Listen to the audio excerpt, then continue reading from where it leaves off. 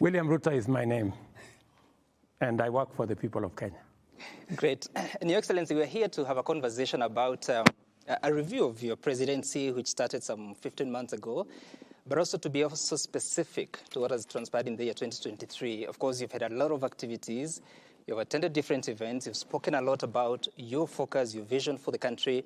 And tonight, we want to spend some time to answer the questions of accountability, what you've been able to do, what you've not been able to do, and what the promises in the coming years. And of course, we'll start with a question about what has just happened to the Kenya shilling, which appears to be on a free fall. Vyema kabisa, asante sana Sam. Mheshimiwa Rais, nadhani ni wazi kwamba kichochea uchumi huwa ni sarafu ya kimataifa na jinsi inavyofanya kazi yake katika taifa lolote lile. Hapa nchini Kenya, kusema ukweli, sarafu ya dola imekuwa ikipanda.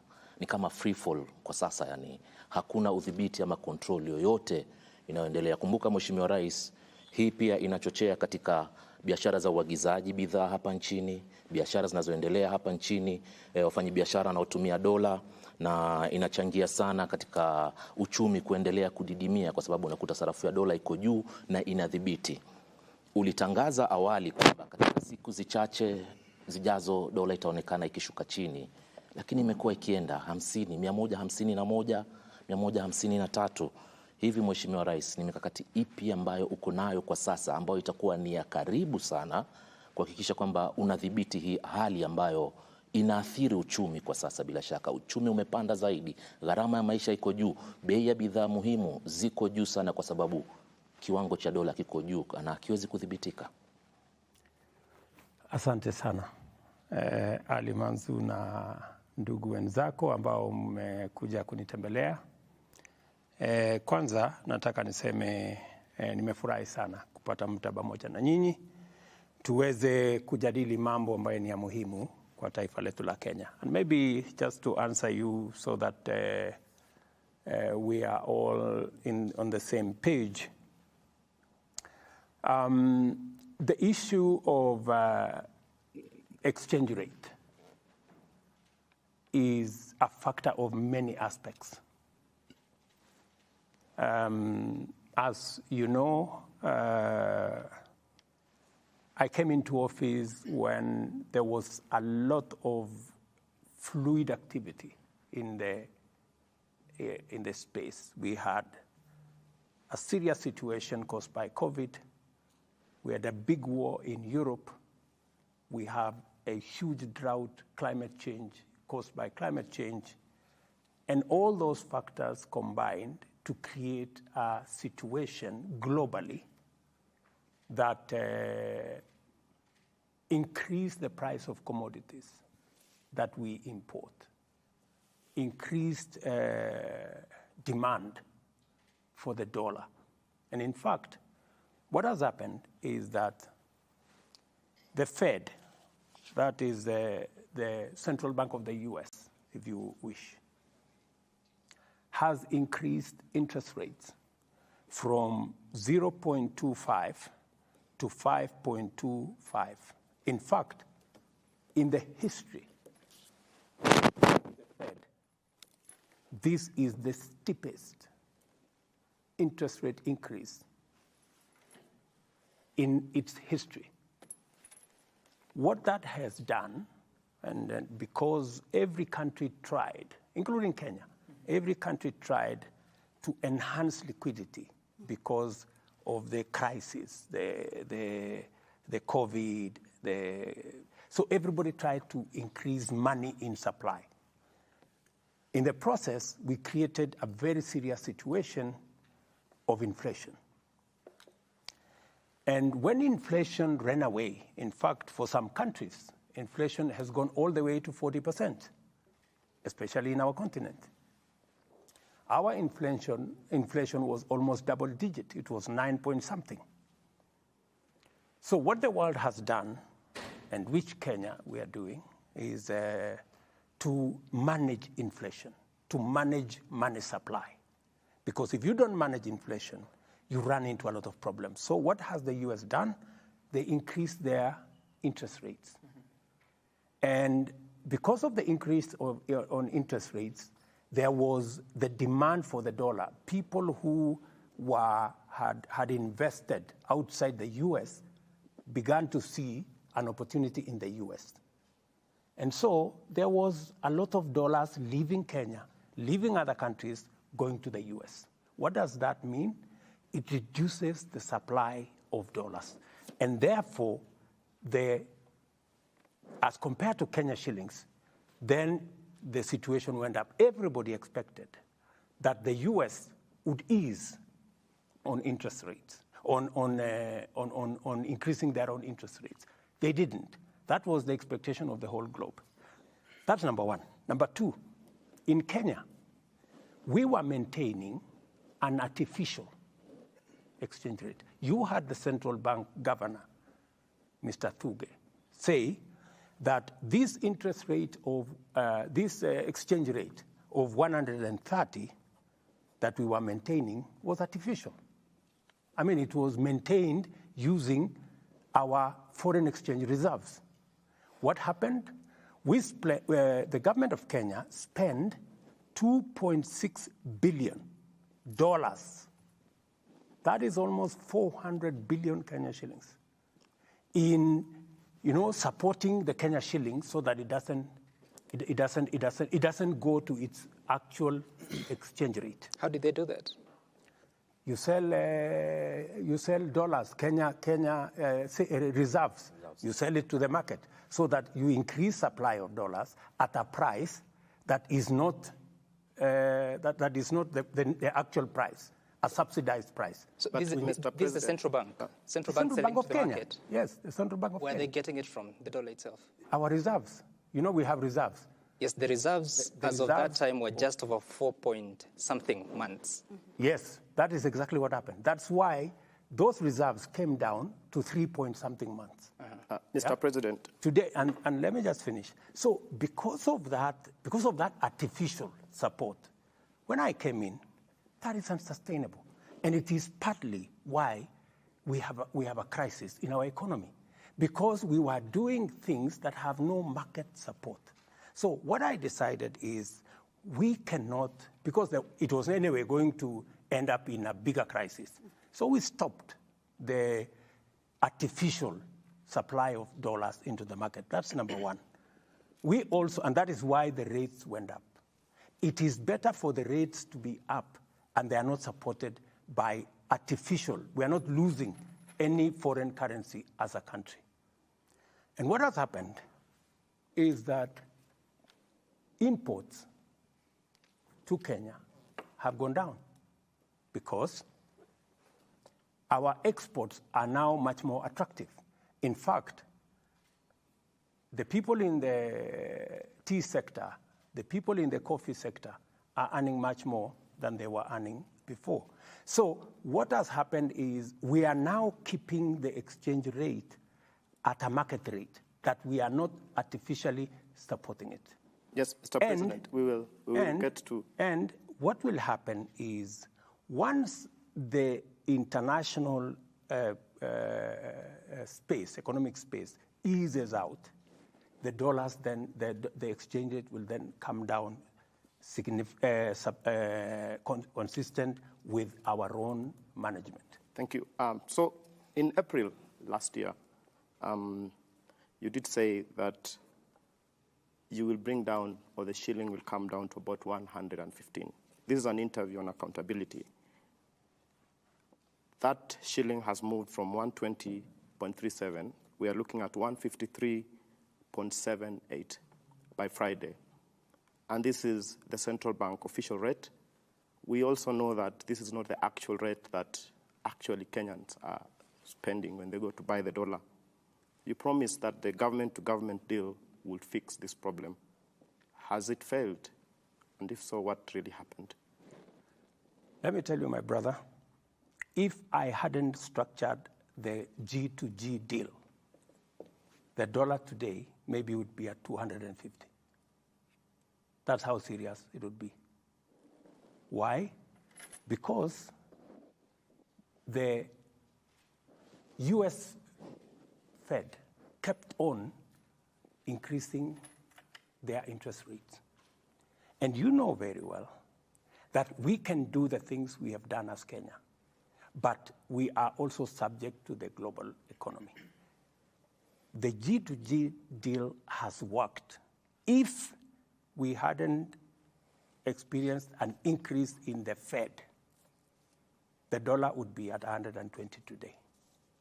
But because they kept on increasing the US exchange rate, our exchange rate, if we hadn't done the G2G transaction, if we were still going to the market to look for $500 million, 60 billion Kenyan shillings every month, and in fact, many banks, by the way, were waiting for the dollar to be at 200.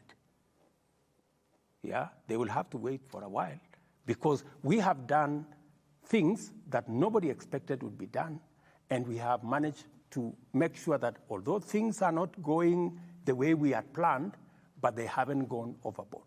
Mr. President, when did the US Fed begin raising the interest rates? Maybe 2 years ago, immediately after the COVID situation. That is when they began to Meaning increase. they were already doing this by the time of your election? But they were not at 5.2. No, I'm just asking. Yeah, they had in begun. terms of what was happening. They had begun. I asked that because in April this year, that's when the government-to-government deal started. Correct. And I remember your deputy, Rigathi Gachagua, saying that those people that have dollars in their houses, it is time to sell because you're just about to suffer loss. Yes. Yourself, you said that you see it going below 120. Correct. $115 even. Correct. So if you have all this information, why then promise something that was also bound to the changes in the global economy? You see, And now you're saying it could have gone up to 200. Which figure do we trust? let me tell you, my friend, we live in a global environment. And I know you're saying that because when we structured the G2G, many people keep saying, but this is what's happening in this country. This is what's happening in this country. Fuel today is at diesel 200 shillings, 201 in Kenya. It's exactly the same in our neighboring countries, Tanzania, Uganda. Many people think that fuel in Kenya is artificially managed by government of Kenya. It is not. We'll come to that. I'm just giving you as an example, because so that you understand where we are. And I want to say this without fear of any contradiction. If we had not tamed, already we were having stockouts here of fuel because of the lack of dollars. Because all these oil companies were running around. When I came into office, the first people I met were the oil companies. And they told me, look, we can't find the dollars. You know, although we are being told dollars is at 120 something, 130, we can't find it. You know, the dollars are not there because the rates were artificial. So we came to discover later, you know, that, this dollar was being managed artificially. And that is how we realized that $2.6 billion of government money had been used, sold to banks to support an artificial exchange rate that was actually going to go the opposite direction. If we hadn't been managing the dollar exchange rate artificially, today we would be talking a different story. Mr. President, you've been in office for 15 months, and you wouldn't want to go to what happened in the previous regimes, and that's why you are taking I am not talking about any previous regime. I'm just giving you the facts. That was artificially what you're talking about. Let us remain here, and we're looking at even the region in terms of the East African region. Look at even the Uganda shilling and the Tanzanian currencies. They aren't depreciating as fast as they are, as Kenya is doing. In fact, some of those currencies are actually appreciating as we speak today. They do not have a government-to-government deal, but they are somewhere. Most of them import from Kenya. The question is, what has been the problem with the government-to-government deal, and why has it not been able to fix the slide in the Kenya shilling? You know, The government deal is not the only thing that will fix the exchange rate. It is one of the many things, right? We are a different economy from Uganda. We are a different economy from Tanzania, right? We have much more imports. We import much more for our industries because we are a different economy for all our other services than Uganda or Tanzania does. We are not in the same category economy-wise. We are a middle-income economy. They are in a different category, not like us. So you cannot compare them and us. Then you are not comparing the same stuff.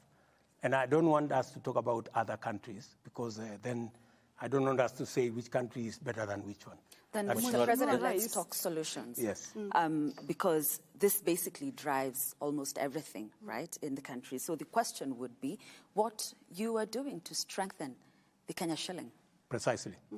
That now you're talking. 3 things. Number 1, you have heard me clearly. In the last budget, I said there are things we are importing today which we should not be importing. We shouldn't be importing cement. We shouldn't be importing steel. We shouldn't be importing furniture. There are many things we are spending huge amounts of money to import when we can manufacture them locally. That is the reason why we have put a levy on the import of these unnecessary imports of products into Kenya so that we can stem the export of our foreign currency and manufacture those items locally. Number 2, we are importing 500 billion Kenya shillings every year of food items. 500 billion. From edible oil to maize to rice to all those. 500 billion US dollars we are importing. Uganda does not import that much food. Tanzania does not import that much food. We are the only country that imports that much food. Why? Because we haven't paid as much attention to agriculture. And number 2, we need to understand that while Uganda 80% is arable with rain, Kenya only 15% is arable with rain. Tanzania is a completely different story. Almost 60% of their land has rain and is arable. Ours only 15%. That's why we are importing $500 million of food into Kenya. So what we need to do, we need to pay attention to our agriculture. The reason why we have invested, and that is why in the manifesto that I sold to the people of Kenya, agriculture, modernization, mechanization is one of the big tickets that I decided that I'm going to do. We have changed the trajectory on our staple food. Today, we are producing more in terms of maize, which is our staple food. In fact, my plan is that by next year, we shouldn't be importing maize into Kenya. We should be producing enough. This year, we have increased our production of maize by 40%, more than we did last year. Last year, we produced 44 million bags. We are producing 61 million bags this year. And it is because we have done interventions. Fertilizer that was being sold at 7,000, we are now selling at 2,500 because we are supporting production. We are full scale into the space of edible oil that we are importing. I am working with different governors.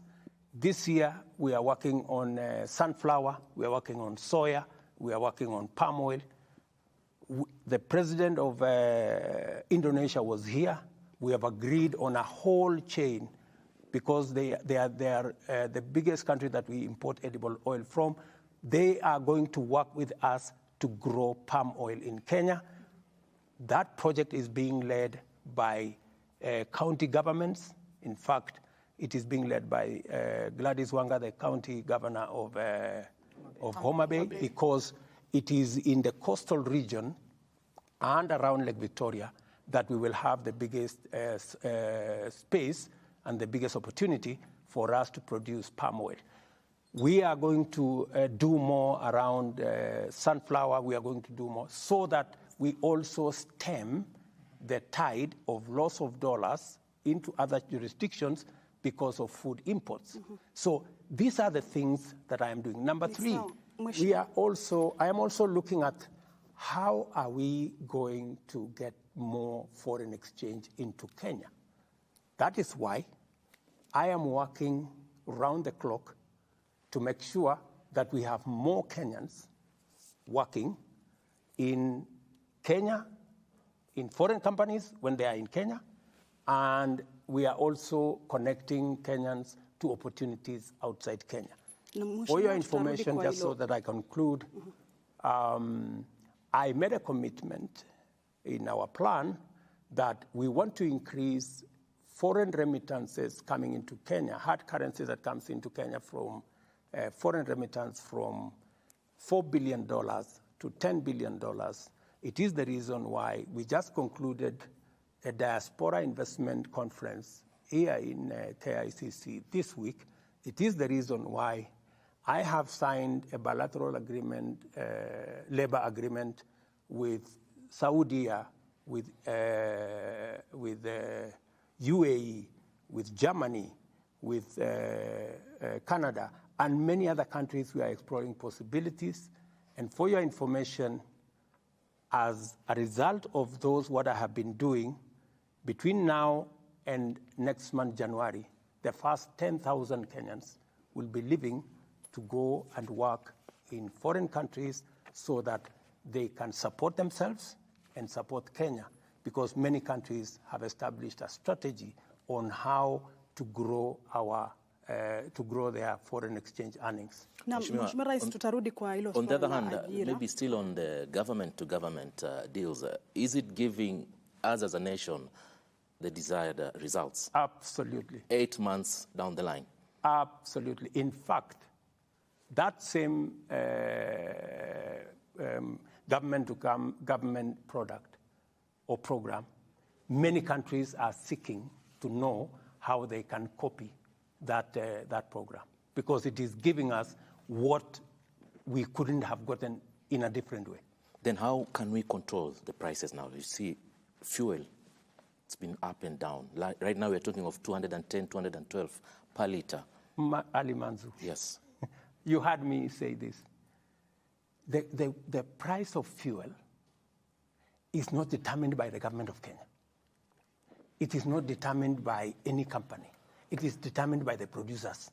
That is why today the price of fuel in Kenya is the same price in Uganda, is the same price in Tanzania, because we buy from the same place. Mheshimiwa Rais, tutakuja kwa hilo baadaye. I've heard people say the president should reduce the price to 150. Tutarudi kwa hilo baadaye, Mheshimiwa Rais. How are you going to do that? Unless I take taxpayers' money and go and subsidize, which is removing money from this pocket and putting it in this other pocket. Mheshimiwa Rais, unaposema kwamba bei ya mafuta serikali haina uwezo mkubwa kuhusiana na bei ya mafuta. Itakumbuka kwamba wakati wa kampeni kabla hujawa rais, ulisema kwamba bei ya mafuta wakati wa utawala wa Rais mstaafu Uhuru Kenyatta ilisababishwa na wale ambao waliwaita cartels, na zaidi ukaeleza kuhusiana na ushuru mwingi. Nini kilibadilika? Hakuna kitu kimebadilika. Mambo ya ushuru, nimepunguza ushuru kwa mafuta. Nimepunguza ushuru ya Road Development Levy. Nimepunguza ushuru ya Railway Development Levy, na ilikuwa kwa budget. Tumepunguza ushuru mara 4 in 4 different categories. But you see, that is not sufficient to reduce the price, because the price of oil itself is going up because of the producers. Ni sawa kusema kwamba changamoto za kimataifa zinaathiri bei ya mataifa nchini? You see, changamoto za kimataifa na bei ya fuel ya kimataifa imechangia. Amesema huyu mrembo kwamba tumeongeza bei ya VAT. Ni kweli, tumeongeza bei ya VAT, lakini tumepunguza ushuru zingine. Tunaongeza bei ya VAT kwa sababu gani? Kenya tuko katika kiwango inaitwa middle income economy. We are in the same category as South Africa, we are in the same category as Morocco. We are in the same category as Tunisia. I want you to check their taxes, because our taxes are now at 15.6% of GDP. 15.6% of GDP. Taxes in South Africa is 27% of GDP. Taxes in Morocco is 32% of GDP. What am I trying to say? I'm trying to answer the question because, the people of Kenya are being pushed and being told, look, you are paying more taxes than other countries. Is that true? That is not true. Now, Mheshimiwa Rais, we are paying the same taxes like all countries that are in our same category. And let me tell you the difference so that you can take the chance. Let me tell you the category. If we go to the market, the countries that are in LDCs, they get a lower interest rate than those of us who are in middle income. So you cannot compare them and us. We are in a different category. And for your information, countries like France, their tax as a percentage of GDP is 45%. We are only at 15.6%. That's the difference. Na Mheshimiwa Rais, bado tuko kwa hili swala la shilingi na dola. Umezungumzia miradi tofauti hapa ambayo mmeweka katika mpango wa kuweza kupunguza hiyo dola ambayo shilingi iweze kuwa na thamani. Swala la mahindi umesema by mwaka ujao Aprili hapo pengine swala la mahindi tutapunguza kuimport na mambo kama hayo. Ukatajwa masuala kuhusu pia edible oil na miradi ambayo ipo. Lakini Mkenya pale nje anajiuliza watasubiri hadi lini hii shilingi iweze kupata thamani yake ili maisha yaweze kuwa sawa? Wakenya watazubiri kwa sababu dola sio serikali ya Kenya inaamua. Dola ni biashara, ni kati ya zile vitu tunauza na vile tunanunua. Ndio tunapata ile uwezo wa kudhibiti. Kwa sasa kuna vitu nyingi tunaagiza kutoka nje. Na ndio nimesema ili kupunguza vitu ambazo tunaagiza kutoka nje, lazima tuanze kuzitengeneza hapa Kenya. Simiti, nimesema ya kwamba na tumeweka katika budget ya mwaka huu ya kwamba simiti itakuwa inatengenezwa Kenya. Kwa sababu tuko na kampuni, tutapanua kampuni ambazo tuko nazo, ndio tuweze kuokoa dola ambazo tunatumia kuagiza simiti. Chuma tutaanza kutengeneza Kenya. Tayari tuko na kampuni ya kutosha kutengeneza Kenya. Furniture tutatengeneza Kenya. Chakula tutazalisha Kenya. Ndio tuweze kupunguza ile dola ambazo pesa ambazo tunatumia ya kigeni kuagiza vitu ambazo zinakuja Kenya, ndio tuweze kumanage ile exchange rate. Kwa hivyo Mheshimiwa Rais, hadi hapo Mkenya ataendelea kukandamizika. Hadi hapo, unajua sasa hakuna miujiza itafanyika. Unajua sasa wewe unataka kufanya miracles. I think, Mr. President, hakuna miracle. This is what is happening globally. Mr. President, we live in a global economy and we need to understand. And it is very important for us sitting here to tell the people of Kenya that, because many people are saying the price of fuel. I want to tell the people of Kenya, the price of fuel is not controlled by the government of Kenya. That's why I was saying yesterday, many people are praising me that, you see, we have now begun to see the prices of fuel coming down. I told them, no, musinisifu, hakuna kitu nimefanya, ni wale wanatuuzia wameanza kupunguza bei. Na mimi nataka niwaeleze wa Kenya, bei ya mafuta hapa Kenya ni sawasawa na bei ya mafuta. Mr. President, we'll get to fuel. We shall get to that, Mr. President. But I want to ask something my colleague Sam asked earlier. So did you promise what you couldn't deliver? I promised in the context of where we are. If things had stayed constant, I would have kept my promise. But we live in a situation that things are changing. The world, we live in a global environment, that the prices are going up. You cannot keep unless, and I don't want to lie to the people of Kenya and say, let me spend public money so that I look like I am keeping my promise and I am doing the wrong thing. It is better for me to be brutally honest and say, this is not possible. We may have made a commitment, but because the situation changed and everybody knows what that situation is today, the prices of commodities went up. You heard Uhuru Kenyatta say he was not the one who started the war in Ukraine, you know, and all the other things. But that is okay. You know, Mr. President, what we must be honest to ourselves is, are we doing the best to manage the situation so that doesn't flip and go in the wrong direction? And I want to tell you, yes. Mr. President, I thank you for that response. And to be brutally honest, just to pick up from where you are sitting, I think Kenyans know that it's actually true that government has a big role to play in terms of the fuel prices. It's not true that government doesn't play, because 40% of the taxes, between 40 to 45% of the fuel price in Kenya is actually government taxes. So government has a big role to play on that. I think we need to move to energy now that we are as energy. Just before that, Paul, Mr. President, I hear you, and I've listened to you carefully saying that if things had remained constant, and I was hoping that you'd explain what is that constant, because you also say if the U.S. dollar had not been, the exchange rate was not, if the U.S. interest rate was not increased. It was increasing already. It was increasing, but you know, it has reached a place where everybody thought it was going to stop. But the next 3-4 increases were completely unexpected. Even today, all of us expected that they would begin to come down, but they've decided to keep it. Okay, and Mr. President... and you see, while my good brother here said government has I just wanted us to say that. A lot of say on taxes. Yeah. You see, my friend, while it is true that I can tomorrow say, let us reduce the taxes, it is also true that tomorrow, for every 10 shillings I collect, every 10 shillings, 7 shillings go to paying debt. Are you telling me that you want me to do what other countries have done, to default on debt? Because that's the only option I have. I can say, okay, let us pay less, and then let's tell the international community Kenya cannot service debt.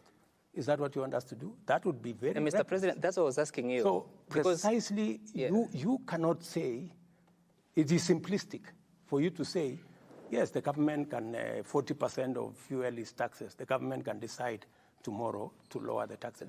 But you know, those taxes we are collecting, we have education to fund. First, we have 7 shillings for every 10 to pay debt, which William Ruto did not accumulate, right? Number 2, the 3 other shillings, we have to pay our children to go to school. We have to manage our security. We have to manage our health. We have to manage everything else. We have to pay our teachers. So are you telling me I go and tell teachers, I don't have salary for you this month because I have to reduce the price of fuel? Do you think that would be reasonable? Maybe just, Mr. President, on that issue, just hold on to that thought a bit, because if you look at the prices of fuel, what has happened is that we are looking at consumption. If I look at the last data, the last 3 months' data, consumption of fuel has actually dropped to a 5-year low. And if you look at even KRA, the collection, they missed the target. They were off the ordinary revenue by about 31 billion Kenya shillings. So what is happening is, yes, on this end, you have a plan to collect taxes, but these taxes are not coming through to Kenya Revenue Authority. And on the other end, you are killing the economy because you have people not moving, consumption, because oil and electricity basically will tell you what is happening in the economy. For your information, your figures are wrong, because if you look at the taxes that have been collected from fuel, they've gone up. That's the correct position. So the other taxes are the ones that they have not met the targets. And why haven't they met the targets? Because I gave them a very high target. Mr. President, because I wanted them to do much more than they are doing. Mr. President, let's just take a look at the data. So don't misrepresent facts. Let's talk about the correct position. The data you have from the Kenya Revenue Authority, because they're the ones who collect the revenue in their report. In the first quarter, ended September 2023, the oil taxes, the target was 84.6 billion shillings. They collected 77.7 billion shillings. Similar period last year, it was 78.5 billion shillings. That's a drop of about 800 million shillings. So indeed, for quarter one, there has been a reduction. If you're to speak about the volumes, the same quarter, diesel in 2022, quarter one, it was 1.15 metric tons, 1.5 million metric tons. This time round, the same quarter, it is 1.05 metric tons, a reduction of 56,000 metric tons. For petrol, 770,000 for quarter one 2022. Quarter one this year, it is 742,000, a reduction of 28,000 metric tons. So there has been a reduction. The difference comes in because the taxes are higher, more expensive than it was last year. That is not the correct position, my friend. Those are figures from KRA. Let me explain to you. Okay. We import fuel for Kenya, but 40% of that fuel goes to Uganda, Rwanda, and sometimes all the way to DRC. With the eastern DRC get fuel from Kenya, right? So when you look at the figures, you must know that there is a component of fuel that is not sold in Kenya, that is sold outside Kenya. That you must KRA reports about the revenue, isn't it? That's what you must know first, yeah. Right? So when you are looking at the quantities and the numbers, you need to factor that into the equation, all right? And secondly, we are beginning to look at other alternatives. A lot more people now we've connected to electricity, people who are using diesel. In fact, this year, most of our thermal energy electricity generation has gone down. Why?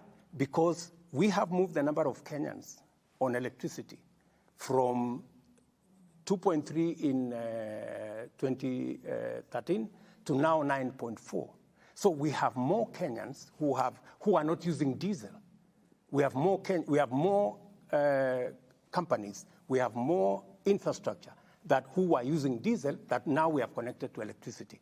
That explains some of the reduction. If you look at but this is a direct consequence from the Finance Act of 2023. That's not the correct position. I am telling you KRA is reporting, more Mr. and more. President. Exactly. So why I'm telling you, the quantities that have gone down is because more people are not using diesel, especially in the big companies, if you look at what we are saying, because we have made it possible for them to use electricity. We have reduced, in certain cases, electricity for industrial power, so that instead of them powering their mechanism using diesel, they are now using electricity that we are generating. And it is partly why we have connected more people to electricity. Je, Mheshimiwa Rais, tukisalia tu kwa swala la bei ya mafuta. Dio. Na hii project ama tunaweza sema hii G2G deal ama mpango wa G2G deal. Correct. Azma yake ilikuwa ni kupunguza hata bei ya mafuta. Je, did we achieve the required results? Wewe ndio umesema azma yake ni kupunguza bei. Azma yake ilikuwa ni kuhakikisha kwamba number one, we have fuel. Because when I came into office, people were queuing in petrol stations for fuel. True? That was the case. Now, nobody is queuing in any petrol station. We have continuous supply. Number two, half the companies in Kenya, fuel companies, had closed down. Today, no company is operating outside the net. Every company has fuel. Number three, local companies were buying fuel in US dollars. Today, they are buying it in Kenya shillings. If you asked any Kenyan company that is selling fuel, our oil marketers across Kenya, they are very happy with the deal we structured. And number three, we have removed pressure on the US dollars. In fact, when I came into office, there are many companies who are considering relocating from Kenya. Why? Because if you can't have foreign currency to pay your dividends for companies that are not Kenyan, there was a backlog of almost 8 months of companies that had not paid dividends for their investors because there was no dollars in the market. Today, I have made sure that though the dollar is high, but it is available. Mheshimiwa Rais, katika sikukuu ya Jamhuri ulisema kwamba uchumi wa taifa umeimarika. Kabisa. Siku chache kabla ya hotuba yako, Naibu Rais Rigathi Gachagua alikuwa amesema huenda ikachukua muda hata wa takriban miaka 10 hivi katika kushughulikia masuala muhimu ya wananchi. Wakati fulani Waziri wa Fedha Henry Rotich akasema kwamba hapana. Waziri wa Fedha Njuguna Ndung'u akasema kwamba hali ni ngumu kwa taifa, hasa kulipa mishahara na masuala mengine ambayo yanahusiana na fedha. Hali ya uchumi iko vipi Mheshimiwa Rais? Na tukisalia hapo, Prime CS Musalia Mudavadi amesema 3 years. You know, to quote him verbatim, he's forecasting a difficult 2 to 3 years, asking Kenyans to bear the burden. So just like Kitu here is asking, during your manifesto launch, Mr. President, you called it the plan. Is there a plan for economic recovery? Because you are saying this, your deputy is saying another thing, Treasury CS, a different thing, Prime Cabinet Secretary. I mean, this should be one government that speaks in one voice. And Kenyans themselves, Mr. President, wanaumia. Wakenya wanasikiza pia, huyu anasema hivi, huyu anasema hivi. Tuliza boli. Tumelituliza. Nani anasema kweli? Sikizeni. Nimesema hivi, nataka kuwajibu nyinyi wote watatu. Mimi nimesema, if you read my statement, I said our economy today is out of debt distress. And that is the truth. For your information, if I didn't step in, let me even say, if I wasn't president, the kind of decisions I have made, very difficult decisions, you know, very painful decisions. Decisions that I know they will cause pain, but it is better we make those decisions now than get Kenya into debt distress. There are almost 8 countries in our continent, including one that went into debt distress. I don't want to mention countries, you know them, last almost 3 weeks or 1 month. That is the worst thing that can happen to any country, to go into debt distress. We are now out of debt distress. Our economy is stable, but the difficult patch is still there. We still have to navigate. All we have done is to avoid the cliff, right? That we have avoided because we have negotiated, we have put brakes on expenditure. We have negotiated a good package with the World Bank, with IMF, with development partners, with bilateral countries, China, Europe, and everywhere. And that's why I have been on the road so many times. People ask, what is he doing? It was necessary for me to step in and stabilize so that Kenya does not go into debt distress. Let me tell you what Ndung'u was saying. Ndung'u was in parliament. That's actually where I was headed. He says the government is broke. Ndung'u was in parliament, and he was being pushed. Oh, you need to do this more. Ndung'u was telling them, look, we don't have the kind of money you're talking about. We don't have money to increase this and to increase this and to increase this. That is the correct position. We have, and that is why we are cutting back on many aspects, because this is what is required at this point in time. It is the difficult decisions we have to make now so that tomorrow looks better. Mheshimiwa Rais, ufafanuzi wako wa uchumi kuimarika ni nini wakati ambapo Wakenya wengi wanalamikia gharama ya maisha? And you see, what Musalia is saying is for us to be able to get to a place where we can say we are good, you know, that things are moving, there is money in the pocket, we can feed ourselves, we can do everything. It takes time, right? How long? And it takes time because how long, Mr. President? You want me to say 3 months, 5 months, 1 year? No, you're quoting your Prime Cabinet Secretary who says 2 to 3 years. Relax. Yeah. Because we are not in charge of all the factors that will finally determine where we are going, let us give ourselves time. But I want to promise the people of Kenya that we will sort this situation out. Mheshimiwa Rais, unaposema uchumi umeimarika, ufafanuzi wako uchumi kuimarika ni nini, hasa wakati ambapo Wakenya wanalalamikia gharama ya maisha? Number 1, na ni vizuri umeuliza gharama ya maisha. Gharama ya maisha inachangiwa na vitu vitatu. Ya kwanza ni gharama ya chakula, right? Na nikisema uchumi iko na uchumi ya tumbo. Nataka nikuulize na Wakenya wenzangu, tumefanya lolote kupunguza gharama ya chakula? Yes, we have done major steps. The price of food items is today lower than it was a year ago. It is a fact. Lakini, of course, it's not convenient for certain people to accept. That's number one. Number two, globally, where is Kenya? Uchumi wa numbers, and these are not my figures. We've brought down inflation from 9 point something to now 6.8. Those are figures, global figures of the World Bank. Number two, our economy is growing at 5.4%.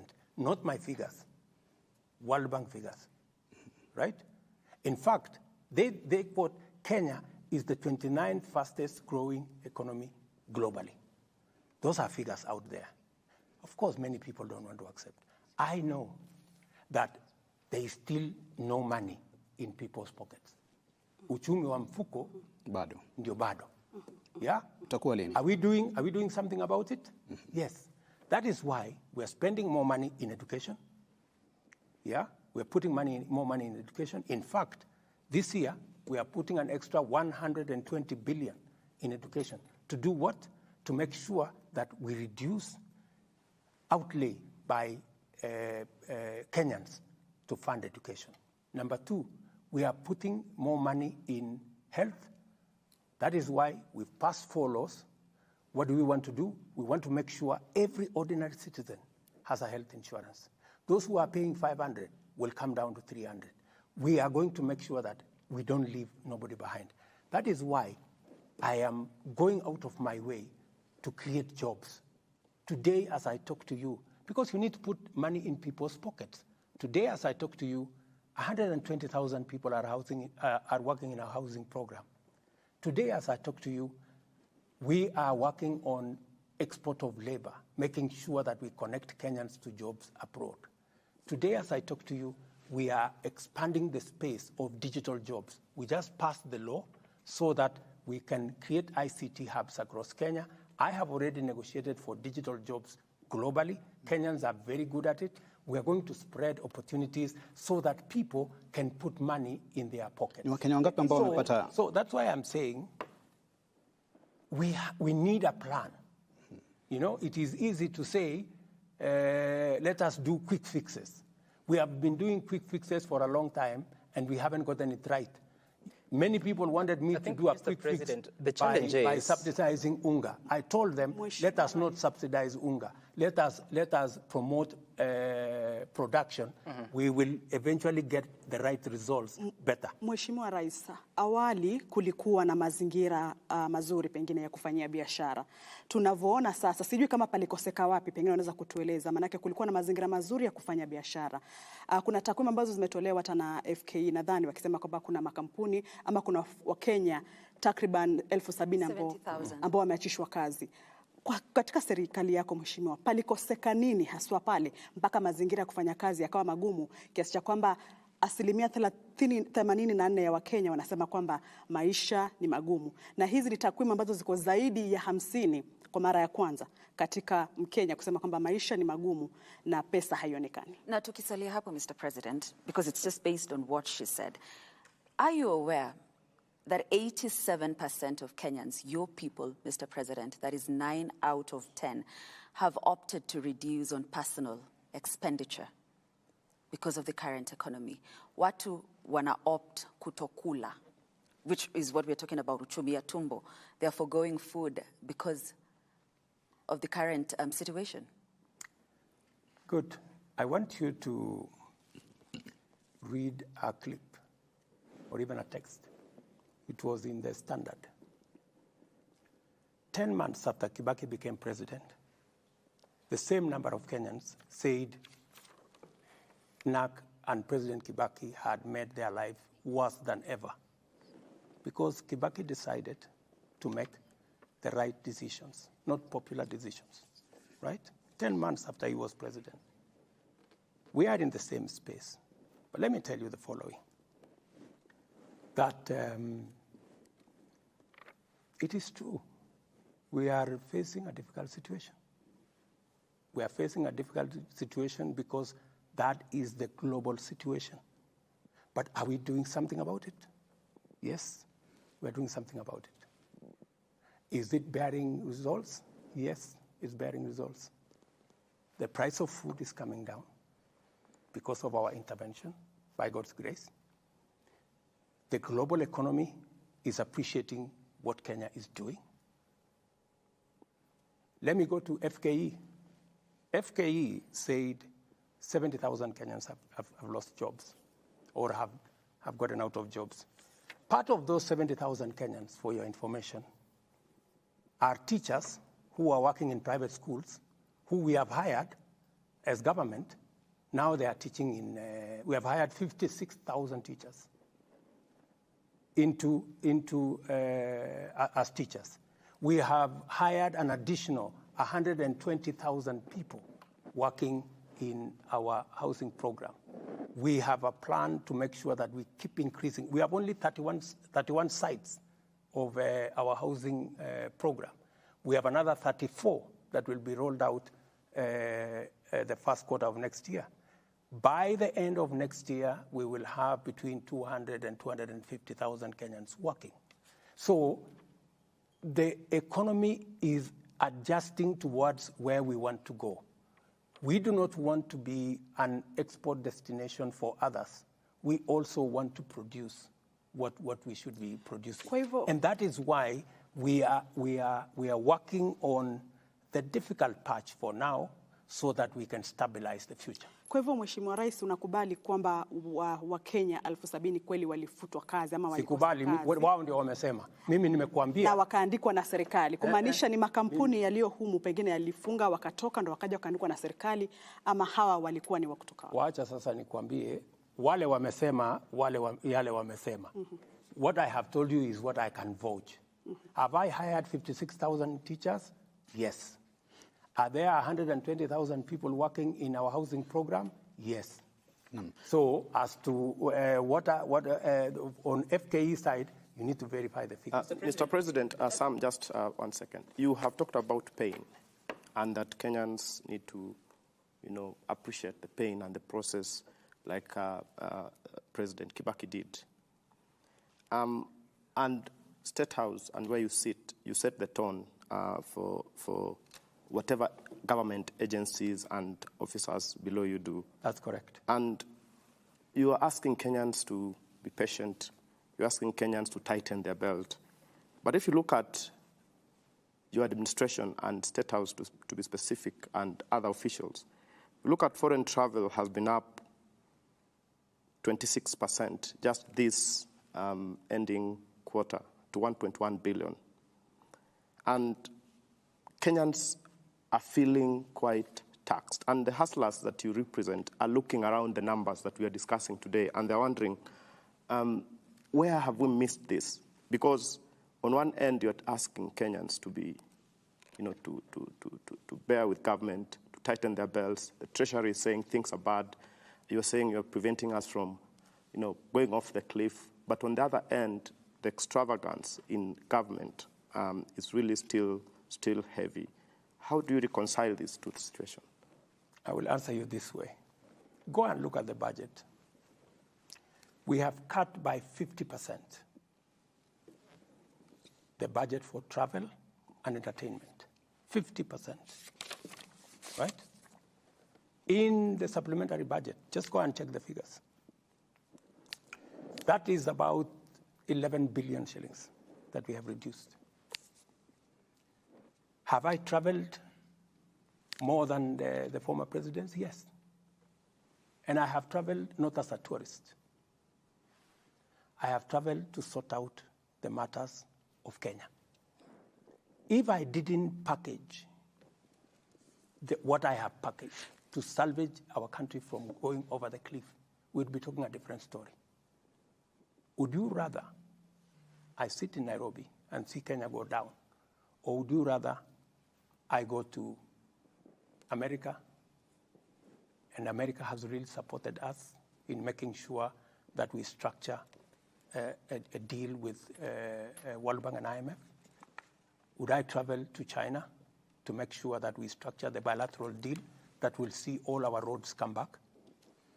Would you rather I don't travel, or I travel to South Korea to sort out the problem you see in our electricity space? That we now have money to do what the investment we have not done in the last 10 years in our energy transmission. The reason why you find the blackouts, and is the challenge we have with our transmission infrastructure. And I have found resources to now sort that out. So would you rather I sit here or I look for the bilateral agreements that will give Kenyans an opportunity to work abroad and to work at home on digital jobs? This is what a president is supposed to do. And I can account for every shilling that I have spent on my travel. And let me say this. On the budget of State House, there were so many things around the State House, including the famous NMS. Part of the money that was being allocated to State House was to pay contracts, NMS contracts, and many other things, which I have said must stop. And because I want to lead the way in making sure that we manage what eventually is destroying our country, called bending bills. And for your information, we have 506 billion of pending bills. I need to lead the way. That's why I instructed staff in State House that State House must be the first one to clear pending bills. Most of the monies that have come here is to sort out NMS and all the other people that were here. And I have said those infrastructure should be transferred to the parent ministries. State House must deal with State House matters. Mr. President, we've spoken about three issues. We've spoken about the Kenya shilling and how it's behaving against the major currencies, global currencies. We've spoken a bit of energy and what is happening in the fuel sector. We also touched on cost of living. We have so much to cover tonight, and I just seek your indulgence that we can be first in our responses, but also the questions. That question that you say we were on a cliff, debt cliff, and now we are no longer there. Recently, you posted on your X account, and you said that the World Bank is giving us 2 trillion shillings for the next 3 years. The IMF is giving us over 680 billion shillings. That, in total, is about 2.6 trillion shillings, based on the current exchange rate. Now, part of the reason why our debt is beyond the ceiling that was of 10 trillion shillings by June next year is because of what has happened to the US dollar. If you add what you've gotten from the two global institutions, it takes us to close to 13 trillion shillings already in the next 3 years. Why then have a debt anchor of 55% to the GDP, which are already busting? For your information, and it's a very good question you've asked, most of that money we have negotiated will actually replace. We are getting money at 2-3%. We are replacing it with money we are paying 15-16%. And the killer on our debt is the interest, the amounts of interest we are paying. It's not even the principal that is a big problem. It is the amount of interest we are paying. Because if you are paying interest at 16, I think the euro went to 20% at some point, that is what is destroying our economy. So we are not necessarily increasing the debt portfolio. We are substituting debt that is expensive just so that it is manageable, and then it can give us the space to be able to grow our economy. That is the context. Mm-hmm. So what the international community have supported me to do is to replace the Eurobond, which is $2 billion. Yeah, $2 billion of very expensive money at 20%, with money that we can manage at 2-3%. That is the difference. And by just doing that, we will save on the 7 shillings we are paying for every 10 we collect to pay debt. That will significantly come down. So that is what that's what I am doing. because that is what is feasible as we talk. As I embark on growing the economy. And growing the economy is investing in the right place, making sure that our agricultural production is up to the scale.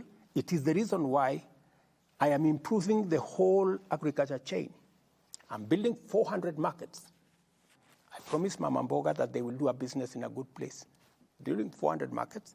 I am building 47 county aggregation and industrial parks to add value, to add to process, so that we get more value from our production. And if you saw this, this is when is today? Sunday. If you saw last week, we just advertised for the infrastructure of our 6 special economic zones. Again, these will become engines of exports because we have to grow our exports. We need to stem imports into Kenya, but we need to increase more exports so that we can get more revenue, grow jobs locally. And you see, my focus is to make sure that we expand the space of people who are working.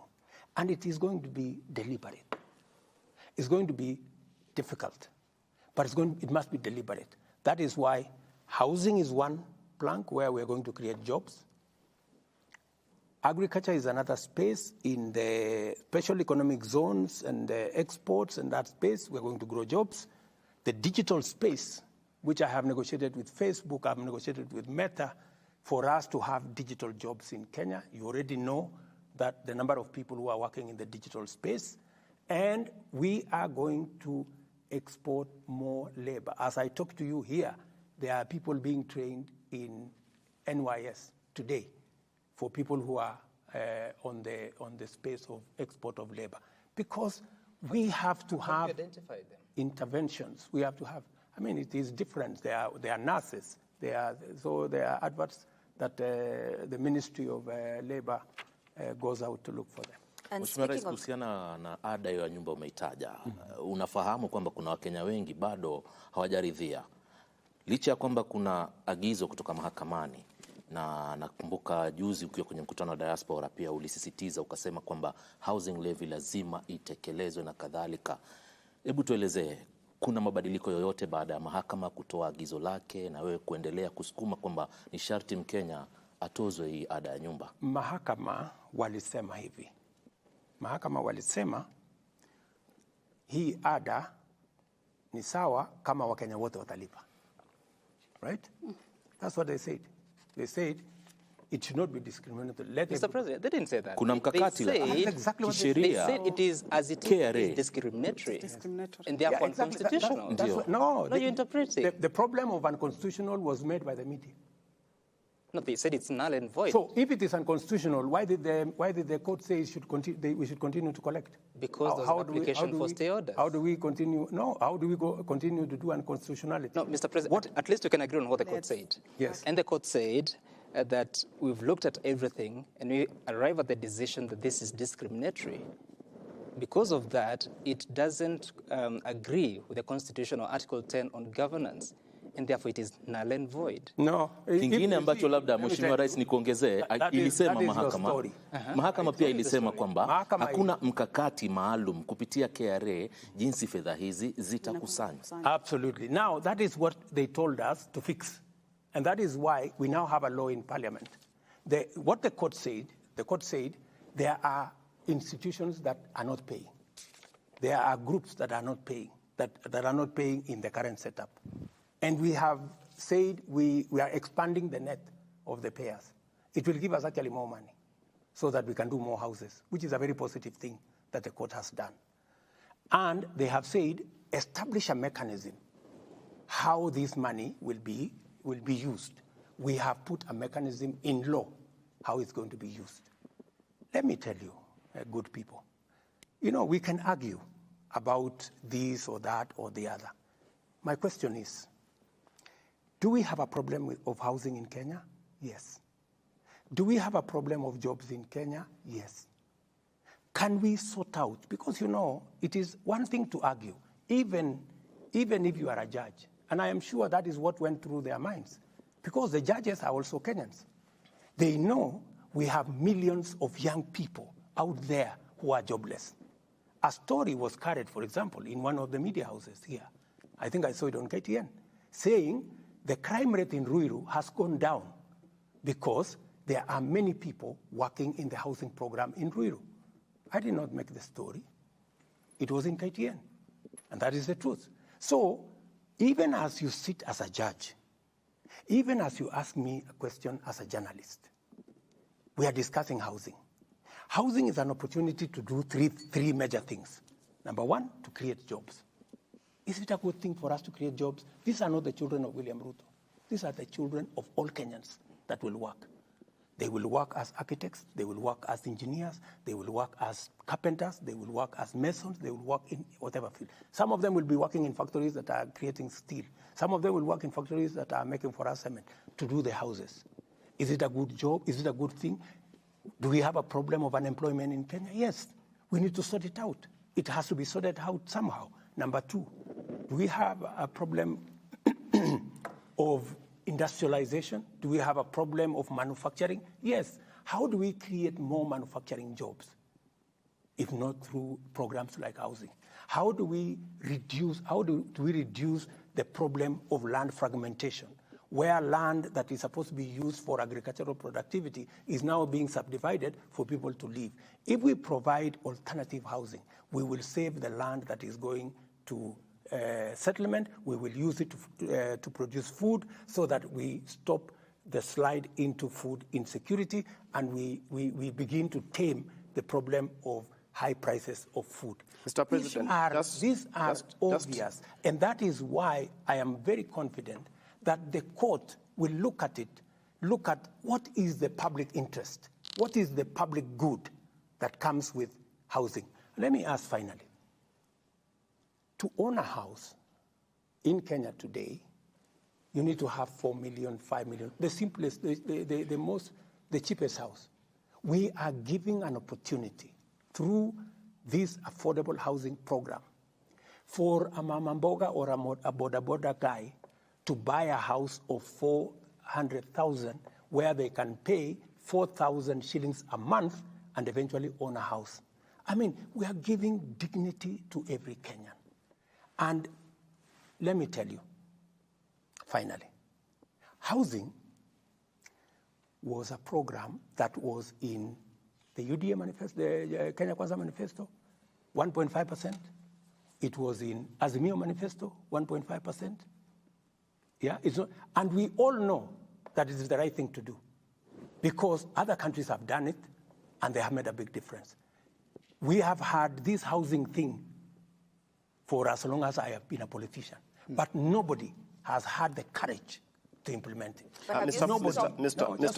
Nobody has had the plan to do it. Have you stopped to wonder or ask what the people think, what their sentiments are about this? Because times are tough, Mr. President. Put in mind, 70% are saying no to this program. Yeah. Just wait. I want you to go to where these Kenyans are working. Go and ask them. Go and ask them. The beneficiaries, the people who are working today, they are not even the owners. They are just working. Go and ask them. And you see, this is the beginning of a program. Give it time. Kenyans will come to appreciate that, yes, my son is working, my daughter is working. If they're not working at the construction site, they are an architect, or they work in some company, they are an accountant in some company that is doing cement and construction products. And let me ask you, countries like Singapore, like Malaysia, like Korea, we all have been talking about them. We've been saying, oh, you know, we were at the same level with Korea, but today they are different from us. They made tough decisions. That's why they are where they are. We have to make tough decisions if we have to catch up. I mean, if we want to continue to make convenient, politically correct decisions, we will continue to remain in the same place. And I know, for example, that it is politically expensive. I would be a very popular person if I abolished tomorrow. I said, okay, let's forget about the housing thing. People will clap for Mr. President, I don't think there's anyone saying that you should stop it. I don't want to be. And Mr. President, if you remember, Mr. President, I want to transform Kenya. Yes, if you remember, transforming Kenya is not a walk in the park. Transforming Kenya is not going to be done using convenient, politically correct, popular decisions. Some of the decisions may be difficult now, but we will all see the benefits as we go. No doubt about that, Mr. President. It is the wrong time. We've had housing as a plan for the last 50 years. Are you telling me for the last 50 years, there was no correct time? It is never too late. It is never wrong to do the right thing. Mr. President, just let's stay to the housing fund. Because when it started and you were walking around the country and selling this dream to many Kenyans, you told us this was a fund and we will contribute. And if you didn't want the house or didn't benefit, at the end of the day, you would get your money out at some point. Then overnight, in Parliament, it turned into a levy and a tax. What really changed and what caused you to move from a fund, which was really, really contributory, to this discriminatory fund that even the court has found to be?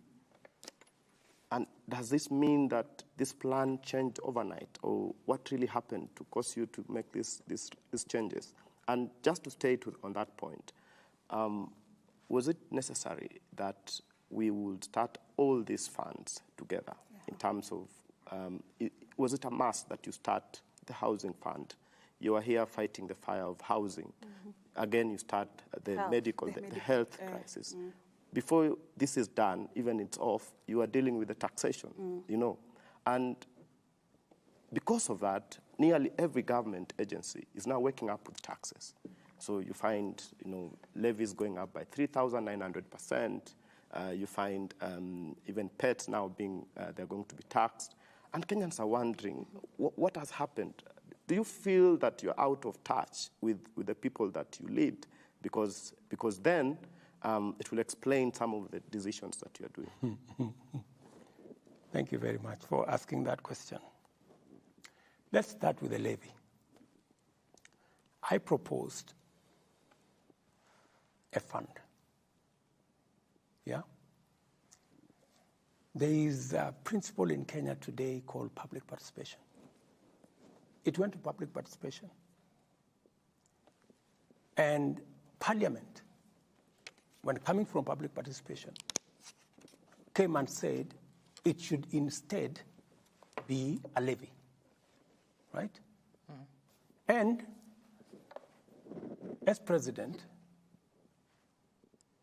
if the people said they wanted this changed into a different way of doing it, I agreed that, okay, let's go this way. But what did I do to make sure that it captures everybody? We changed the design of the whole delivery of the housing so that now we have social housing for the people at the bottom of the pyramid. We'll pay 4,000 or 5,000 shillings and get a house. We have affordable housing for people in the middle who will pay between 5,000 and 15,000 every month. But we have also included 30% of all the units to include the people who largely are the contributors. The people who are the biggest contributors, the people in the middle class, who will pay now between 15,000 and 30,000. So we have made everybody a beneficiary, in the chain, again, to mitigate against what you're saying. And what have we done? Mortgage today is around 17%. What we have done is that we have now reduced the mortgage. We are using the fund to mitigate the mortgage that you pay. And it is now gazetted that the people who will buy social houses, their mortgage will be at 3%. The people who will buy affordable houses, their mortgage will be at 6%. And the people who will be buying the market houses, we will reduce their mortgage by half.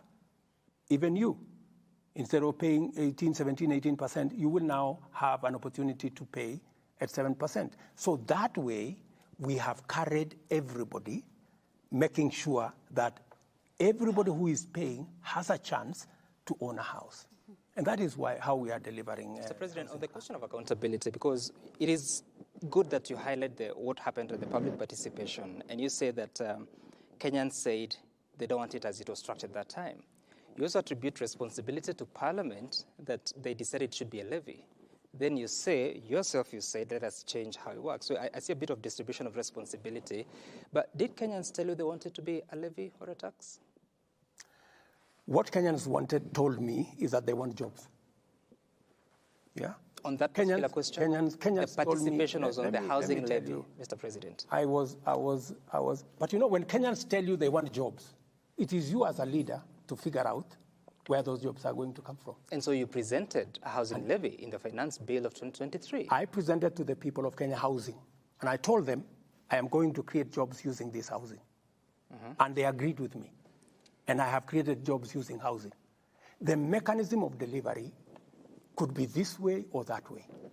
Did I make a commitment to the people of Kenya that I'm going to implement housing? Yes. Did I tell them we will create jobs using housing? Yes. Have I implemented the program on housing? Yes.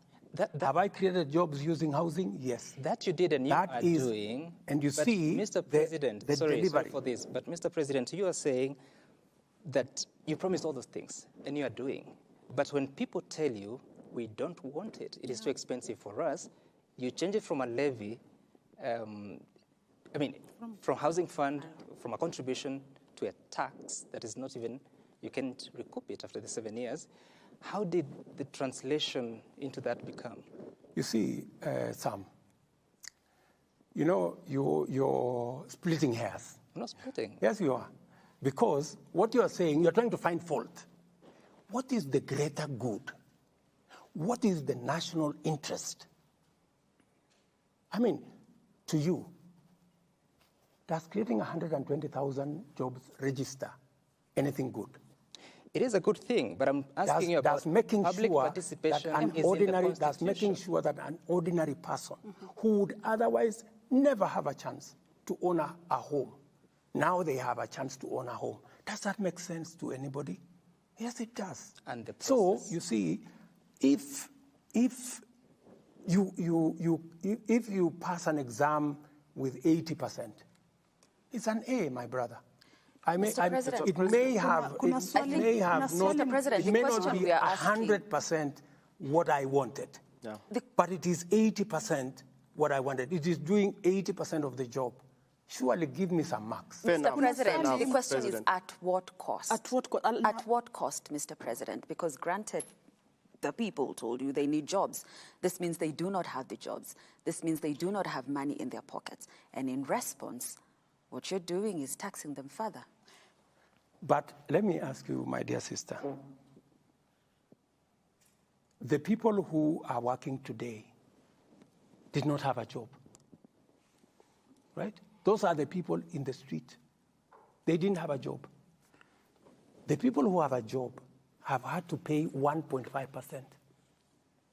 1.5% so that we can give a job to somebody else. And for your information, that somebody else that is getting a job is a taxpayer. They contribute to what we eventually earn.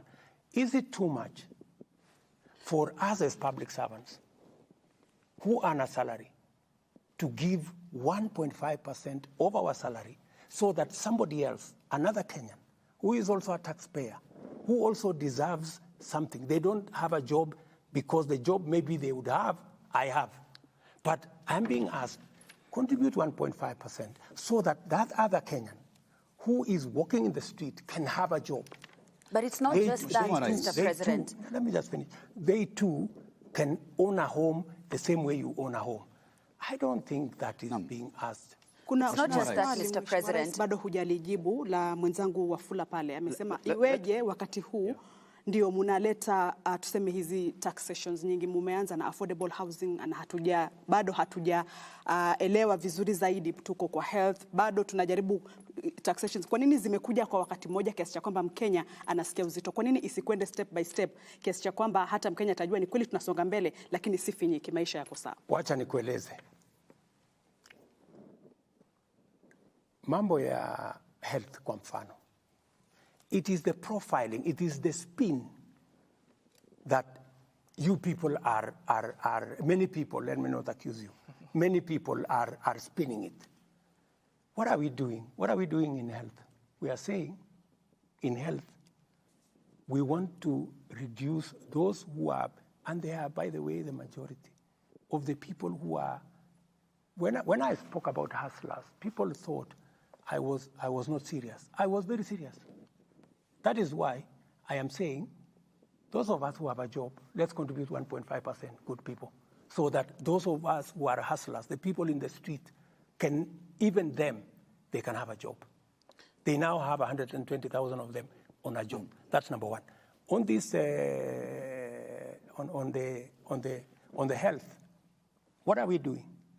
We are saying three things. Number one, for the first time, every Kenyan, even those who today cannot afford nothing, they will have a health insurance. For the first time. Number two, those who, and the kind of unfairness that there can be. Mama Mboga is paying 10% of our income for health insurance. William Ruto, the president of Kenya, is paying 0.001%. Why? All we are saying is, let everybody pay an equal percentage of what they earn. Is that too much to ask? What will happen? The people who are paying 500 will come down to 300. Is there anybody saying that there are people who will get an insurance cover who do not have? No. Are there people who are saying that those at the bottom of the pyramid will reduce their money or their contribution from 500 to 300? No. The people who are talking are not talking about those things because they are not convenient, and because many of us believe those people don't matter. I want to tell you, my friends, those people are also Kenyans. They matter the same way we do. Let us give them a chance. And Mr. President, let us give them a chance to also participate in Kenya. Let us give that fellow, that mama who has no chance. And let me tell you, for the first time, a person who would otherwise die of cancer or diabetes or hypertension, because when they go to hospital, they are told they don't have the money. For the first time, we have a special kitty, which all of us will contribute and give everybody a chance at life. I mean, my friends, all we are saying is, let us have a country where nobody is left behind. Maybe the question... Because we are just thinking about ourselves. We are discussing how our salary is going to be, how 1.5% of our salary. There are people who have never seen a pay slip. There are people who really, genuinely don't have a chance at life. I am asking the rest of Kenya, please, let us give a chance at life to many more Kenyans than those of us who are employed. We are only 3 million. We have 10 million people out there. Mheshimiwa Rais, umesema kwamba makato haya mapya ya bima ya afya yatashughulikia kila Mkenya kupata matibabu. Na kwa Wakenya ambao hawana uwezo wa kulipia bima hii, mtawashughulikia vipi kama serikali? Kabisa, you have asked me the best question. Ukisoma sheria mpya ambayo tumepitisha hizi sheria 4, tumesema wale wa Kenya ambao hawawezi kulipa, serikali ya Kenya tutawalipia. Kila mtu atakuwa na bima ya afya. Uko na takwimu ni Wakenya wangapi? Na wale tayari tuko na wale ambao wako katika program hii yetu ya social cash transfer. They are about 2 million. But my estimate is that another 3 million will be in that category. People who cannot afford. Hawa pia watu karibu 5 milioni watapata bima ya afya, italipwa na serikali ya Kenya katika mpango mpya. Jameni, na wauliza wa Kenya, hata na wao ni wa Kenya, tuwafikirie. Na wale wako chini pale, karibu wa Kenya wengine karibu 8-9 milioni ambao wanalipa saa hizi shilingi 500 tutawapunguzia shilingi 300 kwa mwezi, na wale hawana uwezo kabisa tutawalipia. Na jambo lingine la muhimu zaidi, wacha niwaambie, hii ni ya muhimu na Wakenya wasikie.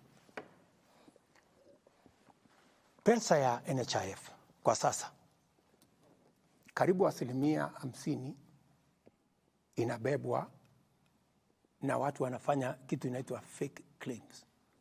Mumesikia kwa mfano kuna hospitali moja hapa Kino. Simulisikia? Ilikuwa kwa vyombo vya habari. Ati wanafanya operation ya upasuaji kuzidi Kenyatta, Aga Khan na hospitali zingine zote combined. Ni nini wanafanya? Ukora mtupu. Yeah? Wanaenda saa zingine wanatangaza ati kuna medical camp. Lakini ile medical camp sio eti ya ukweli, ni kukusanya wagonjwa. Alafu wanachukua majina ya hao watu, wanakuja wanajaza form ya NHIF, wanawalipia wao. Alafu bila ya wale kujua, wanaenda kuclaim pale NHIF. Ndio sababu tumeweka sheria maalum inaitwa Digital Health Bill ama law, ambayo sasa itatusaidia kufunga hiyo mambo yote. Na ndio sababu Sam, nikwambie, ndio unaona wewe Wafula usikize vizuri, ndio unaona wale wamepeleka makesi kotini ndio wawa, kwa sababu hawataki hii sheria. Ndio wanaendesha hii propaganda kubwa, iko shida kubwa sana, Wakenya wapinge hii mambo ya health, kwa sababu wanataka kuendelea kuiba pesa ya wananchi ama ya afya. Kwa nini usiwafungulia mashtaka Mheshimiwa Rais? Wale tayari tumewashawafungulia mashtaka na tayari tutawapeleka kotini, kwa sababu we want to make sure, my friends, wakati unaona kesi iko kotini, imetumwa kotini na watu ambao ni beneficiaries ya the kind of corruption that is going on in NHIF. That is why they don't want us to change the law. That is why they have put together big cases to stop the laws we have changed, because these laws will change and seal the loopholes they've been using to steal our money. And I am very determined, by the way, to stop them. And I will stop them. Mr. President, because yes, we have dissected the problem properly. And we want a country that leaves nobody behind. That is why we have the Digital Health Bill. We have the Social Health Authority that is going to make sure that we carry everybody along. Right. And I am very confident when the court finally sits, they will see the value we have in this bill. I am not a madman. Right. And Mr. President, to do things that I know are not good for the country. But also, I am this one person. You know, the problem we've had in Kenya, my dear sister, is that leaders have never wanted to do the right thing. We know what is right, but we want to do what is convenient. We want to do what is politically right. I have decided, as William Ruto, that we have been looking for a guy to bail the cat. I will do it. We have been looking for a person to blame when we do the right thing. I'm ready to carry any blame. Okay. But I must do one thing. I must do what is right, and I must sort out our country. We've been postponing this, you know, and people would rather, and many people ask me, oh, you know, the way you're going, you will not get a second term. You know, let me tell you, I am very clear in my mind. I was not elected to look for a second term. I was elected to get the country out of the mess. I was elected to create jobs. I was elected to implement universal health coverage that has been on our cards forever. I intend to do precisely that. Right. Many people, including my friends who are religious leaders, they have told me, oh, you see, you know, even though you said this, you must not do it, you know. That is what even the opposition is, they wrote in their manifesto, the housing, but now when it comes to implement it, they don't want to do it because they want us to continue the same thing, to lie to the people. To lie to the people, we are going to do this. When you don't mean it, we're going to do this. Mr. President, for the first time, yes, I meant everything that I wrote in that manifesto. Right. And I have every intention to make sure that I implement it because I know finally the people of Kenya will know that I did the right thing and they will reward me accordingly. Sam, maybe just the question that still remains. Just a moment, yeah? Yes. Because we need to transition in the next few minutes to the question of corruption and the war against it. Yeah. But you're saying something, and I have read the bill, and most of us have, I mean, the laws now, and they're quite transformative, so to speak. But then again, the process is as important. I have heard you on several occasions saying that the contribution to the Social Health Insurance Fund will be 2.75%, so that it is equal across board. Your Cabinet Secretary, Nakhumicha Wafula, says that I had actually said it was going to be 2.75%, but capped at 5,000 shillings. And I wonder, because the law as it is says that the Cabinet Secretary shall bring regulations to the floor of the House. That has not happened. You are speaking about 2.75% without a cap. USCS is saying with a cap. We have had the experience of rates being proposed. Just hold on. I didn't tell you that there will be no cap. I told you 2.7% provide equity. What will happen is we are taking the regulations to the public. Yeah?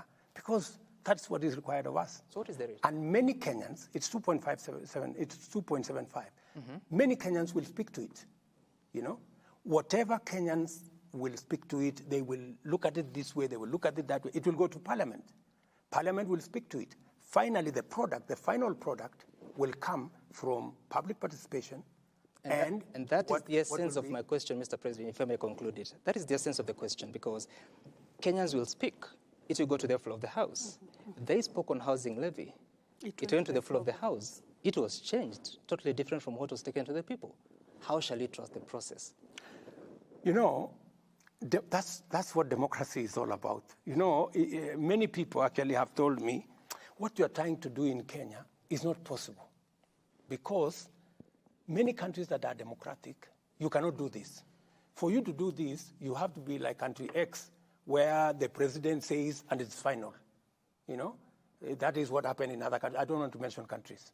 Yeah, this only happens in countries that are not democratic. But I'm telling them, I will persuade the people of Kenya. That's why I'm sitting here. I am sitting here to persuade the people of Kenya, so that because I know what we are doing is not normal. And by the way, it is not that I expected that it was going to be smooth sailing. I knew it was going to be difficult. Because what I am trying to do is transformative. What I am trying to do is to change Kenya. I am challenging the status quo.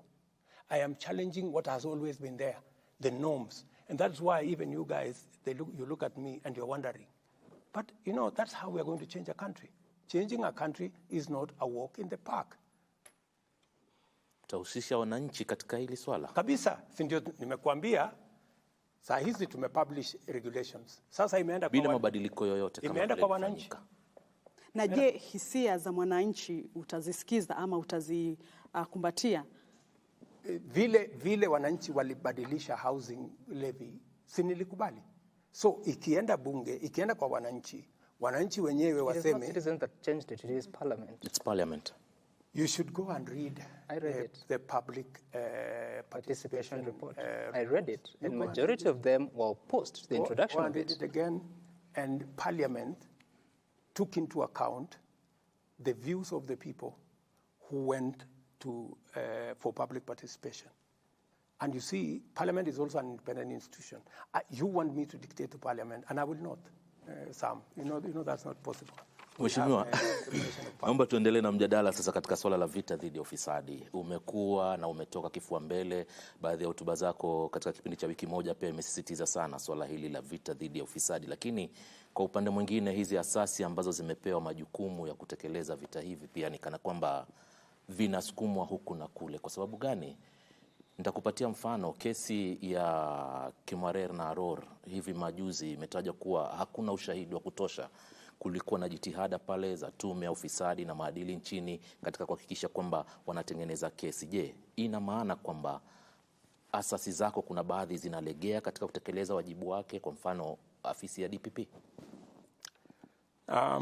Kwanza niliwaambia Wakenya katika serikali yangu hakutakuwa na pesa ya kuibiwa. I think I made that statement. I said there will be no money to be stolen. And many people are wondering what that meant. Because what we are doing now, for example, and I will come back to your question, because we are talking about corruption. Yep.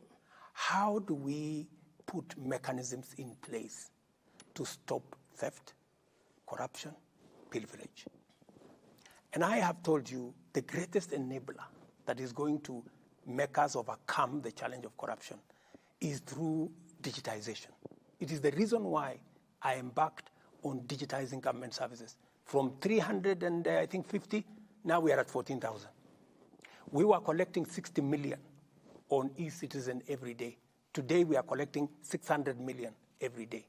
My plan is that by next year, we should be collecting minimum 2 billion shillings on e-citizen every day. What does that do? It stops the corrupt. It stops people stealing. It stops pilferage. And for your information, let me just give you a statistic. KWS, right?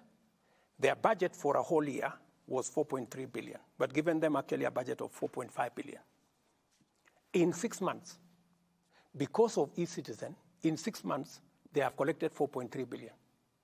Half the year, they have collected what we had, what they had been given as an estimate for the whole year, which means by the end of this year, they will double their collection. I'm just giving you one incident. So what will that do? That is how my plan on how to manage corruption, number one. Number two, I promised the people of Kenya that the independence of the judiciary is going to be sacrosanct. I can tell you for free that they have never received a telephone call from the president to tell them, manage this case in this manner, that manner, this corrupt person or that corrupt person. I promise the same to EACC, I promise the same to DCI, I promise the same to DPP. It is their responsibility. They ask me for support, and I have given as much support as I can muster to all these institutions. Let's come to the, are they doing what they should do? It is not for me to judge. It's for the people of Kenya to judge, because they report to us. I am telling them what I can within the separation of powers, that it is our expectation. That's why I'm speaking publicly, in public fora, to tell them, look, you know, the people of Kenya have expectations that those who are corrupt, and if there is anybody who is corrupt, has a matter, and they say, and one of the agencies say, oh, the president told us not to prosecute this person, I would say in public, in front of TV, they should tell me, because I will never do such a thing. Coming to Kimwarer, if you followed Kimwarer, I said in the campaign trail that the case for Kimwarer was a fraud, because it was. You know, because it was. Because that case was being used politically. And that is why I have said we do not want political cases. And that's why I have told the investigative agencies, I don't want them to help me with politics. I will do my politics. I will look for supporters. I will look for all these groups, you know, lobby groups and what have you. I will do politics. Them, they should dispense justice. And under my administration, there is nobody who will be prosecuted because of politics or politically, or because they are not aligned to this way and that way. But nobody is going to hide behind politics. That because you are a politician, or because you are a friend of the president, or because you are a relative of the president, you cannot be prosecuted. That one I have said in public, and I have told every cabinet minister, nobody should go to their office and tell them the president has sent them, or they are a relative of Mr. X or Mr. Y. I will not send anybody to any office to do anything. Na, they must do their job in accordance with the law. Mheshimiwa Rais, unaposema kesi ya Rod na Kimwarer ilikuwa ni utapeli, unamaanisha kwamba hakuna pesa zozote za mtozo ushuru zilizopotea katika kesi hii inayohusiana na mabwawa ya Rod na Kimwarer? Sisi ndio tulipoteza hiyo pesa, kwa sababu serikali wakati ilienda ikasimamisha contractor, the contractors. The contractors went to court, right? Because they hadn't committed any crime. Number one, we were supposed to give them land to do the dam. You know, we didn't give them the land. The land was there, but somehow, and I don't want to accuse, I think we have said let's not talk about the past. Whoever was there decided they should not get the land because they wanted to frustrate the project. The thing disappeared. The DCI was mobilized to go and get the contractor in Itare. You know, up to today, nobody knows what the problem was with Itare. They went to court. We have had to go and negotiate. I have had to go and negotiate with Italy, for your information, for us to settle, because we were going to pay 40 billion for nothing, without anything on the ground. So we've had to negotiate. So then, is there a correlation between your negotiations with the Italian government, and the president was actually here, of Italy that is there a relationship between that and the withdrawal of charges against all these accused persons? No, ask the court. I mean, the court has been going on. Yeah. What did the court say?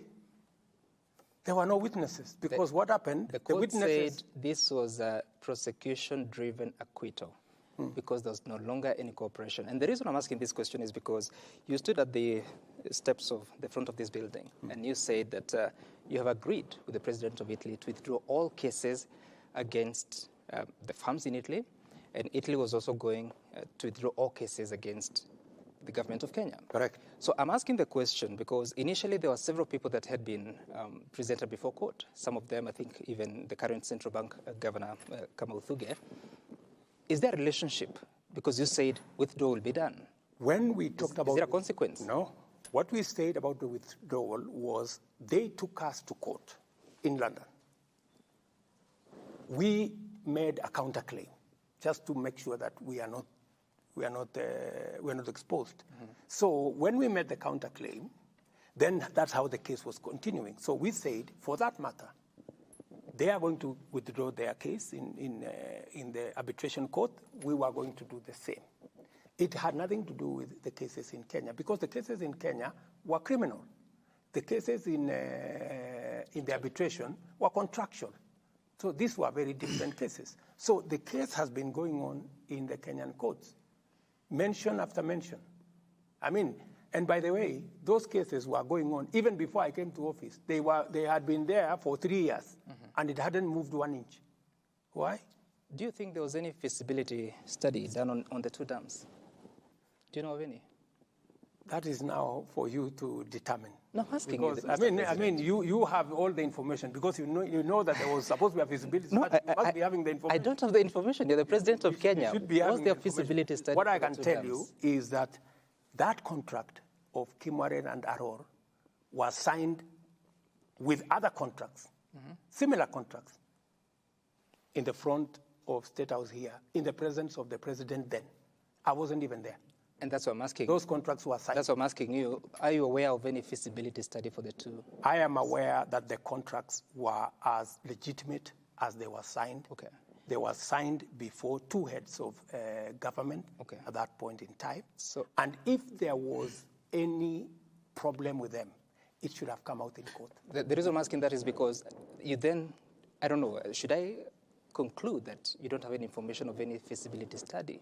Because if there was none, then that is contrary to procurement laws. If you know that there was none, I'm asking, I don't know. No, if you don't know, why are you asking? I'm asking you. No, if you don't know, why are you making an assertion on something that you don't know? I've asked you a question. What I can tell you is that, to the best of my knowledge, by the time contracts are progressed to a place where it is signed before a head of state, that those contracts should have met every condition. And your predecessor found there was no feasibility study. If he found out that there was no feasibility study, then he should have prosecuted the matter in the way it should have been.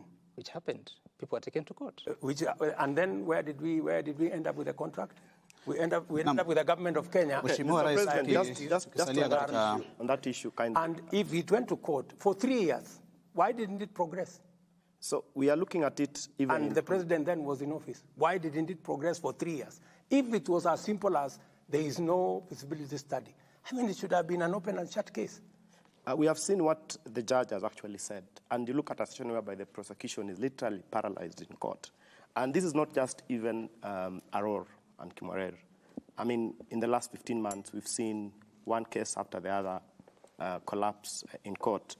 And this is keeping Kenyans thinking. Yes, you came in and said at that time corruption was being weaponized. But now there's a feeling that now the law enforcers actually, it's a situation whereby there's protectionism instead of now the exact opposite of what was happening then. What do you tell Kenyans on this, where you find... I want to tell the people of Kenya that I will discharge my responsibility in making sure that all independent institutions are appropriately facilitated. In fact, the DPP has sent a request on additional resources to hire more staff so that they can discharge their responsibility well, and I am looking at that request. We have given additional money to the judiciary. I will facilitate, my administration will facilitate all the independent agencies to discharge their responsibility. We will also dispense our responsibility in making sure that the judiciary is independent and doing their job. Yeah? Mm-hmm. That I will do. And I will make sure that nobody hides under the presidency, the government, friendship, in any anybody must be taken to court if they are committed crimes. But beyond that, I will also go the extra mile and prevent public money from being stolen. And that's what I'm doing. I am saying prevention is better than cure, they say. Yeah? That's why I'm saying for us to avoid unnecessary matters, let us see how we manage we manage public resources. And that's why I'm even telling, because there are some people who are still dodging the digitization process. They are still dodging the 222 government payment platform because they are used to paying things. In fact, I know, for example, some institutions, when we say they must pay through the digital platform, they are now asking for checks. Some of them are asking for back transfers because they don't want accountability. And I'm giving them a warning. We said by 31st of this month, every government service must be paid on e-citizen. And even land, which is the biggest challenge, we have now said the Ministry of Lands is going to be cashless, all the way to Mashinani. Anybody, and I'm telling Kenyans here, anybody who asks you for cash for payment of a public service, look at them in the eye and tell them they are fraudsters. Na Mheshimiwa Rais, katika vita dhidi ya ufisadi na uhuru wa taasisi mbalimbali na mihimili tofauti ya serikali, umejitangaza wazi wazi kwamba hutalegeza kamba katika vita dhidi ya ufisadi. Hutalegeza kamba. Naam, na umekuwa na kauli ambazo umekuwa ukizitumia, na nikikunukuu wakati mmoja kwa kule magharibi ukizungumzia kuhusu wafisadi ambao unaamini wamelemaza sekta ya viwanda vya sukari. Ulisema ima uhame Kenya ama nikuweke jela ama usafiri uende mbinguni.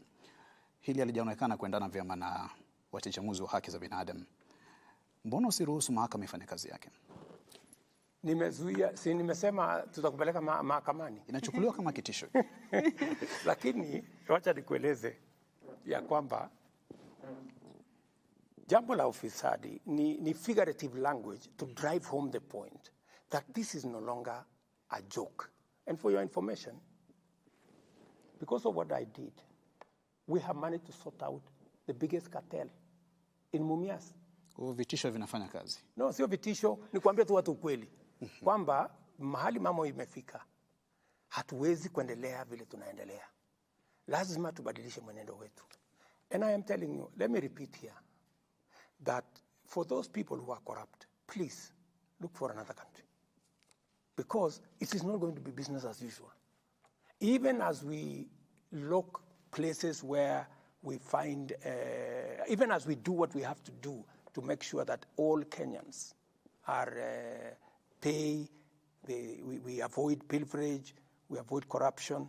Even as we do that, for those of the incorrigible characters, the people who benefit from corruption, the people who try even to influence the criminal justice system, the people who beneficiaries, like what I talked to you about.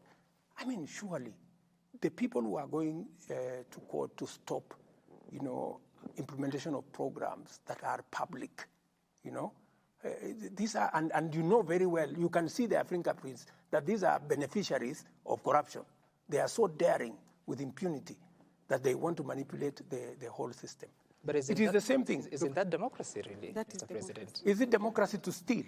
No, sorry. I'm talking about the question of going to court, especially for the programs you're talking about. No, I mean, I have no problem. I'm not complaining. I've said they've gone to court, but I'm going to call them out that I know you. I know the fellows who have gone to court. I know the fellows who are sponsoring this, because I know them. They will not hide, because I can see their fingerprints. Let me give you an example. I told the people of Kenya that we need to increase our savings as a percentage of our GDP, that we are doing very badly. Countries like China are at 55%. We are at 12%, right? How do we build our savings? There are characters who went to court to say, let us continue paying 200 shillings, And then Kenya is rated among the last countries on age-old poverty, because if you save 200 shillings, Bwana Wafula, how much money, surely?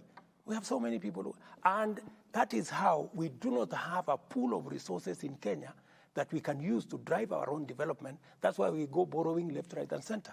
So we went to court, right? They went to court. I mean, we passed the law 2014. They went to court. They stole the thing 9 years, imagine, taking us from one courtroom to another. Then I called them and I told them, look at me in the eye, my friends. You have to stop this shit. You have to stop this nonsense. It cannot continue like this, right? And they realized that I was not joking, So we agreed on an out-of-court settlement, because they knew very well that they were beneficiaries of this whole conundrum. What has happened? Just let me tell you. We have wasted 9 years. What has happened today is that we were collecting about 1.3 billion at NSSF. Today, we are collecting 6.5 billion every month at NSSF. We are going to double, Sam, we are going to double the amount of money in our savings in the next 4 years, just as I told the country. That is transformative. But it has taken some, tough engagement with corrupt people, right? Telling them it cannot continue like this. And I know when I believe this is the right thing, I go out of my way. Because, I have been elected by ordinary people. They cannot do what I can do. They have given me the opportunity to do it for them. Right. So that we can begin even, the moment we have savings, we can even begin to reduce interest rates, because we are talking about our own money. Right. We're not looking for money from other countries. Mr. President. This is how we're going to transform Kenya. Mr. President, it's been 2 hours. Ladies my water is drained. Please sip yours as we transition to the next conversation, which is on governance issues, and Grace is going to take us through that. Right, Mr. President, and this is basically point blank. Are you concerned about the performance of some of the people working under you, in particular cabinet secretaries? We saw you say that some CSs and PSs are clueless about their dockets some time back this year. And there was this report released by TIFA just about 2 days ago, which placed some 5 CSs at the bottom. And unfortunately, these 5 are part or are at the heart of Kenya's economy. Energy CS was at the bottom. Gender CS, Treasury CS, Water CS, Land CS. Are you concerned about their performance, and what are you intending to do about it, Mr. President? Number one, I don't believe in TIFA. Why don't you? Because TIFA is a fraud. TIFA and all these opinion poll people, they are paid. By who? Whoever pays them. Because but you just said they told us many stories. If it was TIFA, I would not be president. They said I would never win. They made all manner of allegations. So please, let's not talk about opinion polls. Let's not talk about TIFA. And I have no quarrel with them, which is okay. Let's go to the performance, minus TIFA. Yeah? But we can see the results. We can see the results because... Okay. Yeah, I'm saying we can see the results. You have dismissed TIFA, but say energy, which is at the bottom. This is definitely here because of the frequent power outages that have been experienced in the country.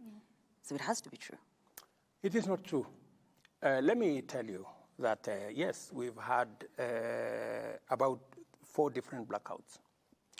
And there is a reason for it, And I want to tell the people of Kenya that, yes, there is a problem. The problem is not about generation, because we have enough power in the grid. The problem is about investment. We haven't invested in our transmission lines and distribution lines in the last 8 years. Why haven't we invested? We didn't have a plan, number one, a clear plan. And where we had a plan, many things went wrong. For example, the 3 or 4 lines that are giving us real trouble, are lines that have been in court for like 7 years. We had a Spanish engagement with another group called Africa 50 that would help us connect the power from Takwel, the power from Ethiopia, and the power from Uganda into the grid, but those were never implemented. When I came into office, the first thing I did was, for example, there were transformers at the port for 5 years, and it only required 500 million. I paid it one day. That is why today we have connected power to Ortum. We are connecting power to Kitale from Takwel. We have so much power in Takwel, we cannot deliver it because there is no transmission line. What have we done? To be fair to, and I am not defending Davis, I just don't want him to be crucified for a problem that comes from afar. So what have we done? We have finally negotiated. I went to Korea. I negotiated a facility of 9 billion shillings. We are going to do 200 kilometers of transmission line, the ones that are part of what is causing the problem. We have finalized the procurement. Those will be constructed. We've also decided that because we do not have sufficient resources, we are going to work with the private sector. So we have another 8 lines, a total of 607 kilometers of transmission line that we have concessioned to a private sector for them to build the lines. And because we already have the law on wheeling charge, they will construct the lines, we will pay them as they transport our power. So we have a plan. And number three, we want to invest about maybe $100 or $120 million to island the supply of power, so that we will create about 5 zones. We already have 4 in place in terms of design, so that if there is a problem with power in one corner, it doesn't shut out the whole country, so that we isolate different places. It was supposed to be a factor of investment. And why is this the case, Sam? Just to, what we have done in the last 10 years, we have increased the number of people we are supplying electricity to from 2.3 million households to 9.4 million households. There should have been a commensurate, a commensurate investment to make sure that the transmission lines are strong enough to deliver power. So that was the gap. But Mr. President, the bigger question is about yourself. You spoke to the nation. I think you are swearing in. Was it CSs or who were you swearing in? And you said that you have a challenge with some of your cabinet secretaries and principal secretaries. There's certain things they do not know. In fact, you know more than they do. I say, how much of that is still a problem? How much, when I said that, I was telling my CSs that read. If you remember the context, I told them, look, read briefs, understand your subject, understand your ministry, be on top of it.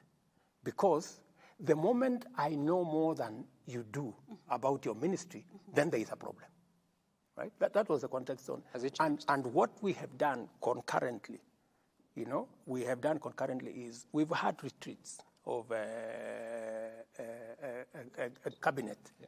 We had one in Laikipia. We had another one recently. We are having one in February, just to make sure that we hem in everybody so that we are all aligned in the same direction. I want to tell you that many ministers, many PSS are now on the rhythm. They now understand where we want to go. And going back to what my sister said. Grace. Grace. What Grace said. There is all that around, because the economy is difficult. So you will find people saying this must be the man who is causing problems. We have a problem with energy. Then it is easy to blame the minister. But let me say a broader thing, in this context, that to be able to move forward as a country, there are three important things that we must do. Number one, we must control debt. Number two, we must control expenditure. And number three, we must find revenue. We must find revenue. Yes, I have gone out of my way, and I think we have a handle on debt. Mm-hmm. We're managing debt. Many Kenyans today are paying taxes. I am making sure that through digitization, we manage to collect as much as possible, and it is not lost. I know it is painful on some on Kenyans that they've had to pay more, but this is temporary, and this is work in progress. We are going to see how to improve that. The third most important thing, which is important to me, is how we control expenditure. Apart from cutting down on excesses, we also need to look at opportunities. Do you know that we have 287 agencies of government, parastatals and companies? 287. How much do I spend on these agencies every year? 250 billion. Yeah. If I could save 50, 60, 70 billion from these organizations, I would do a lot more, and I would not be pushing more people in the tax direction. And that is why we changed the law to facilitate privatization, to facilitate strategic investment, to facilitate merger of some companies, and to facilitate closure of some. Let me give you an example, because many people have been asking, so why does the government want to sell, this company and this company and this company and this company?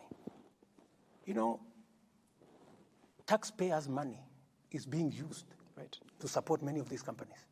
Let me give you an example. I know many people are very sentimental about KICC. We said we want to privatize KICC. Let me explain to the people of Kenya.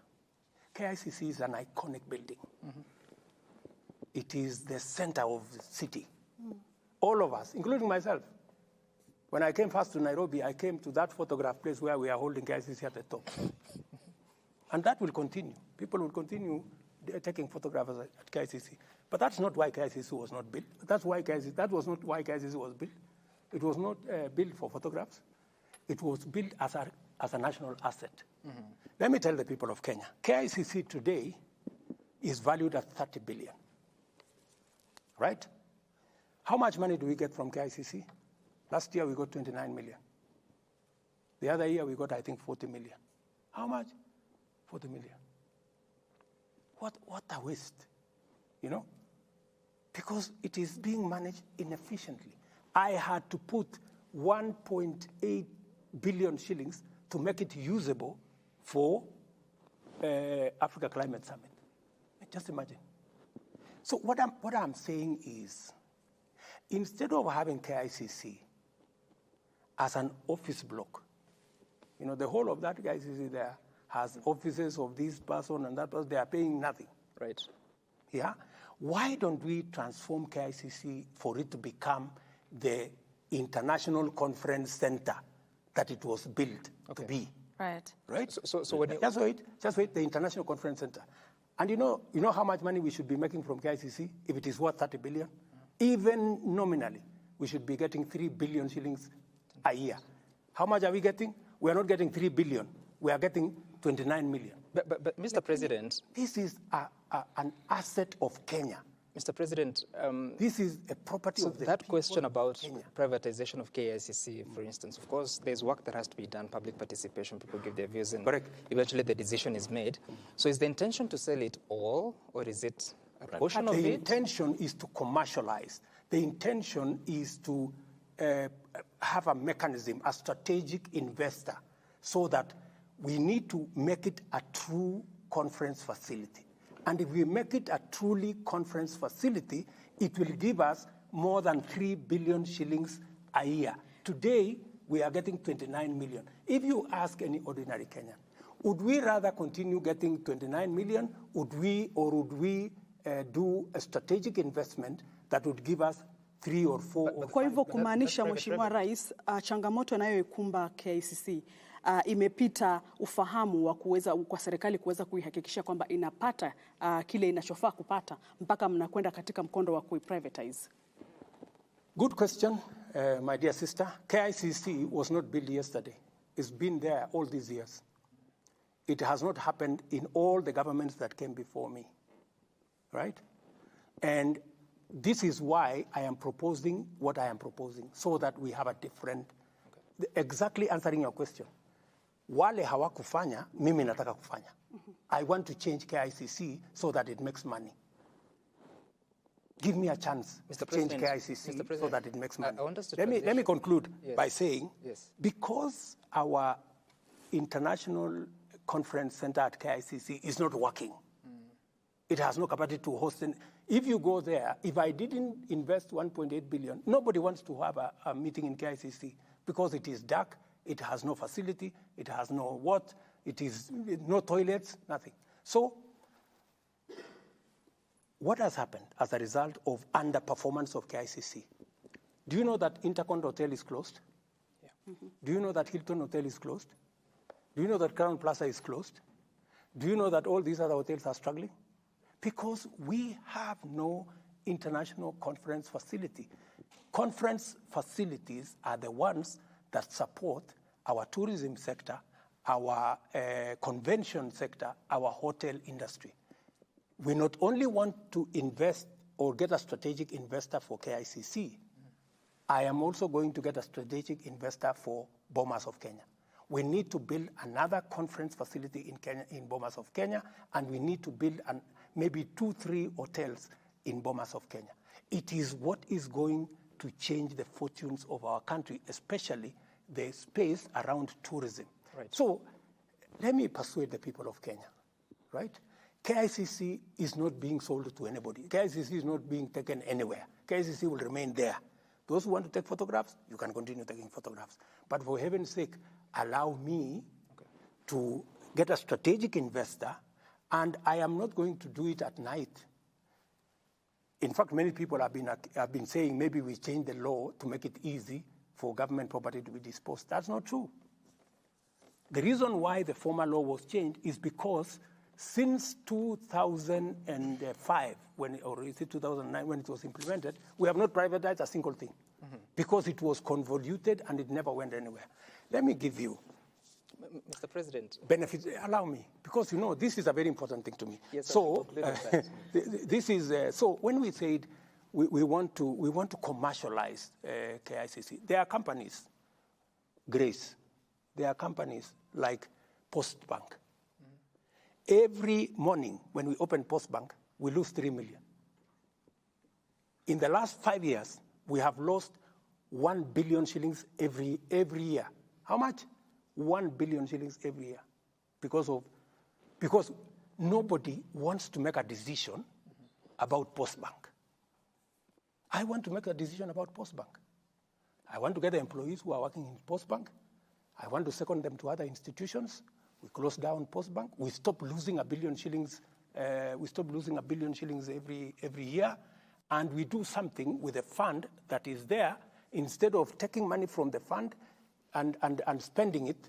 And you know, we are just being not prudent at all. Let me give you another example.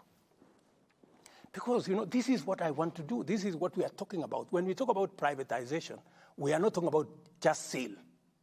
We are talking about 4 or 5 aspects. There are places that will be leased. There are others that you will get strategic investors.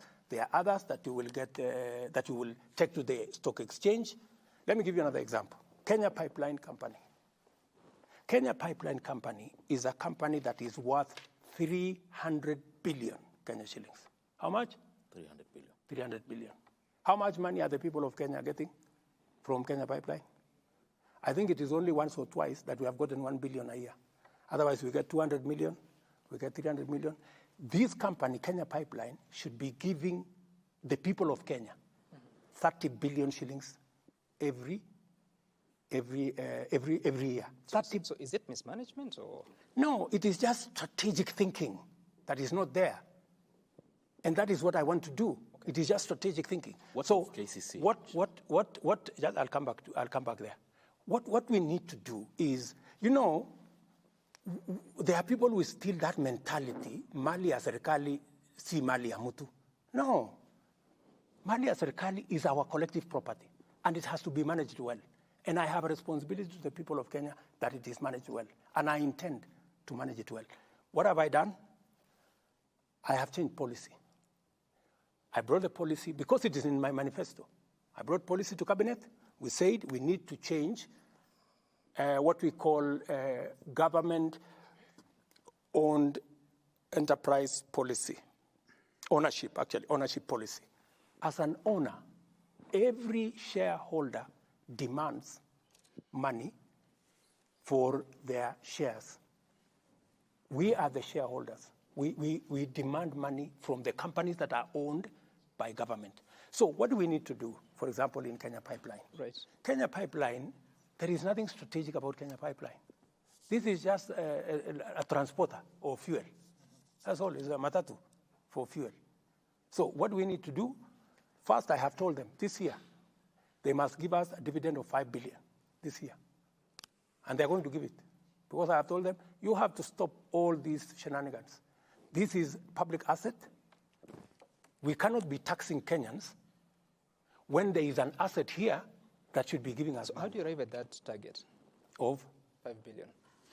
It is the initial money, but it should actually be 30 billion every year, because any economist will tell you if your asset is this much, 10%, even if you were to, because if we were to sell Kenya Pipeline at 300 billion, we would get 300 billion, put it in a fixed deposit, we earn 30 billion every year.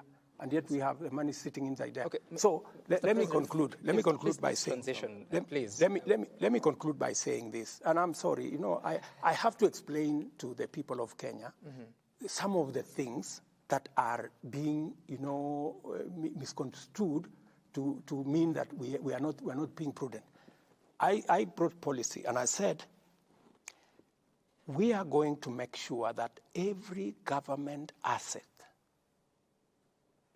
gives money to the shareholder, the government of Kenya. so that we look for additional revenue, because we cannot borrow. We have pushed Kenya enough on taxes. The only other way to raise money is to sweat our assets. Yeah? Is to sweat our assets. We must get our assets to pay us dividends. That's why, for example, Kenya Power, we have removed 4 directors that I appointed into the board to allow the private sector to appoint directors, because we want it to be run with the private sector support, because we value what the private sector has to say. Let me conclude by saying the following. Why is this in the right direction? Let me answer what this good man has said. KCC, for example, we want to have a conversation with farmers. We want farmers to own KCC. We want to give them, we want to see with them already dairy board were in India.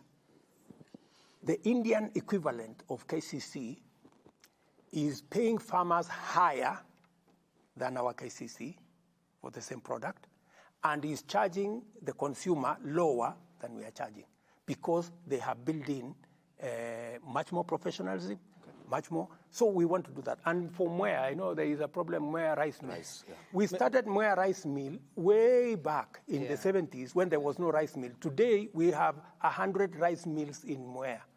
Mr. President, we don't have to own it. We want to give it. Yes. In fact, the reason why we are discussing Mwea rice mill is because we want to give it to farmers. Okay. And there is no other way of giving it unless you take it through a process. Mr. President, we cannot exhaust the list of 11 farms that are to be privatized. But I want us to spend some time and talk about the diplomatic status of the country, of Kenya, in the... And it is an issue today. Forget about my announcement. You don't need a visa to go to Tanzania. Neither do you need a visa to go to any country in East Africa. So the fact that we are actually formalizing what is already in place. So there is no contradiction between our visa-free and that. But let me say one more thing, if you allow me. I've answered that one quickly so that you can allow me to say something else. Let me say this, because, let me tell you, the economy is very important to me. And that's why I want us to spend time there a bit. The economy is very important to me. I have told you that we need to raise revenue. Why am I targeting raising revenue from our assets? Look, for the example, Safaricom. Safaricom was a small department in telecom. Yeah? What did we do? We took it to privatization. We asked Vodafone to come and invest. We gave them 40%. Then we sold another 25% to the public in Kenya. Today, the small Safaricom that was at the corner in telecom, today is the largest company in Kenya. Today, the value of Safaricom is 360 billion. Today, Safaricom is supporting 1.2 million jobs. Today, Safaricom has given the government of Kenya, through taxes, in the last 15 years, 1.3 trillion shillings. Today, Safaricom gives government of Kenya 20 billion average every year as dividends. Now, my good brother, that is the value of privatization. A small company has become something. Let me give you another example, KCB. We privatized KCB. It was an underperforming institution then. Then the value of Safaricom, of KCB then was 600 million. That time, in 1988, when it was privatized. What is KCB today? KCB today, its value is about 120 billion at the current rate. 120 billion. It is in 7 countries. It has 12,000 employees. It has 33 million customers. The value of what privatization does. So let us accept as Kenyans that a company like Kenya Pipeline, we can privatize. It will give us money. It will give us revenue. Right. We should be able to look at what do we do with the port? What have other countries done? So that we reduce the pressure on taxes because we can raise more revenue by sweating assets that we have. Mr. President, taking you back to the question of the region.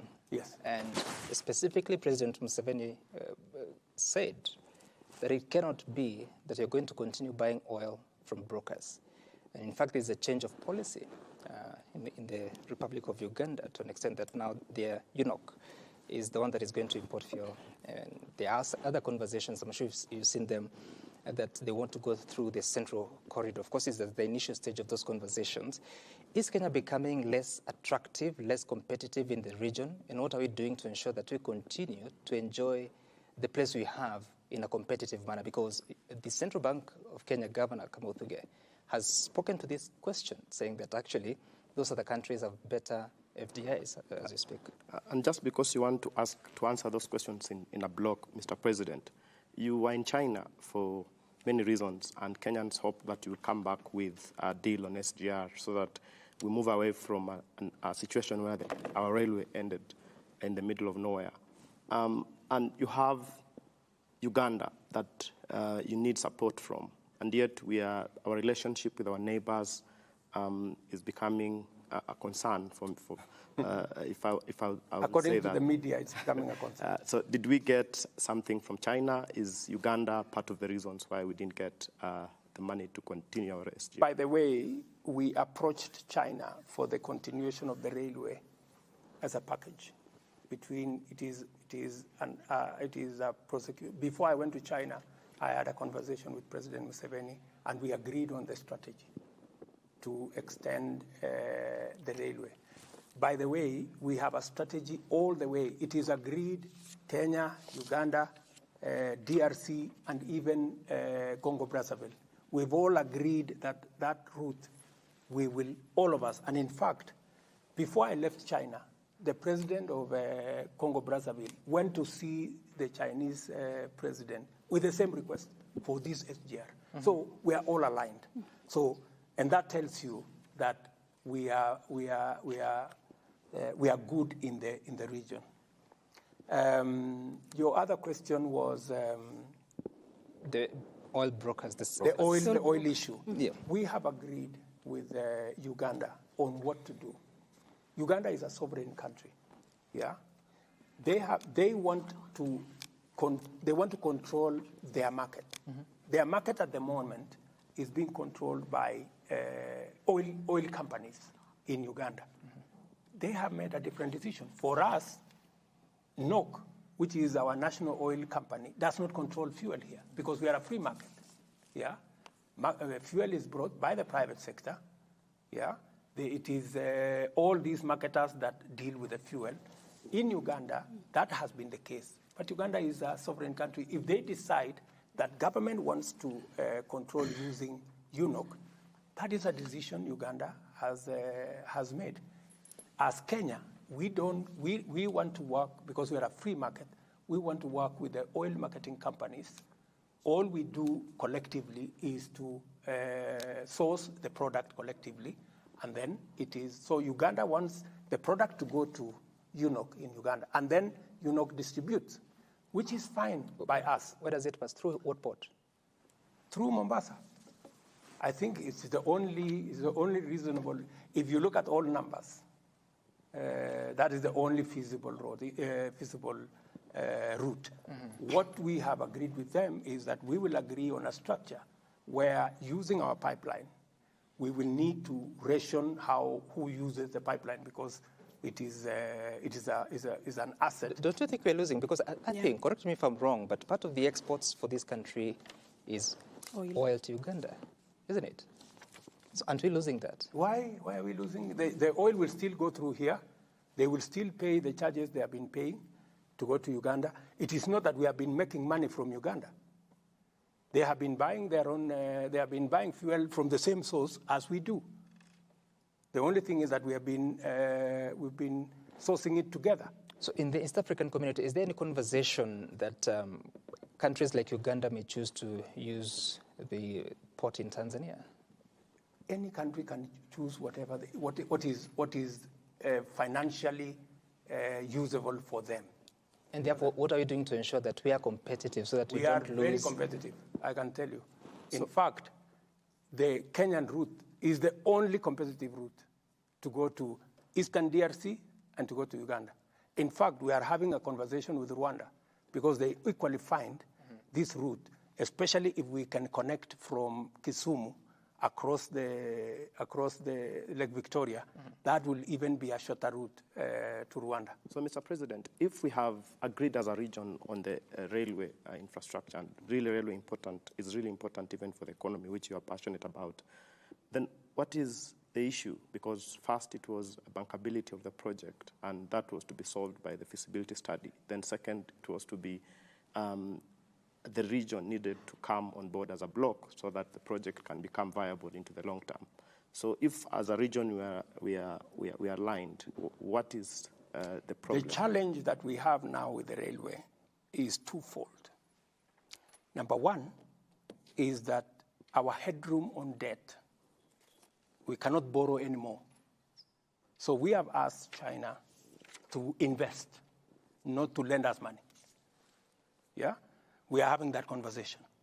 And some of their companies are considering investing their money, yeah, instead of us borrowing the money. We are also having a conversation as to what is the timing. You know, when do we want this delivered? So those are the conversations that are going on. As you know, our exposure is on the limit. So we cannot, and I will not, borrow any more money. And I have made that commitment to the people of Kenya.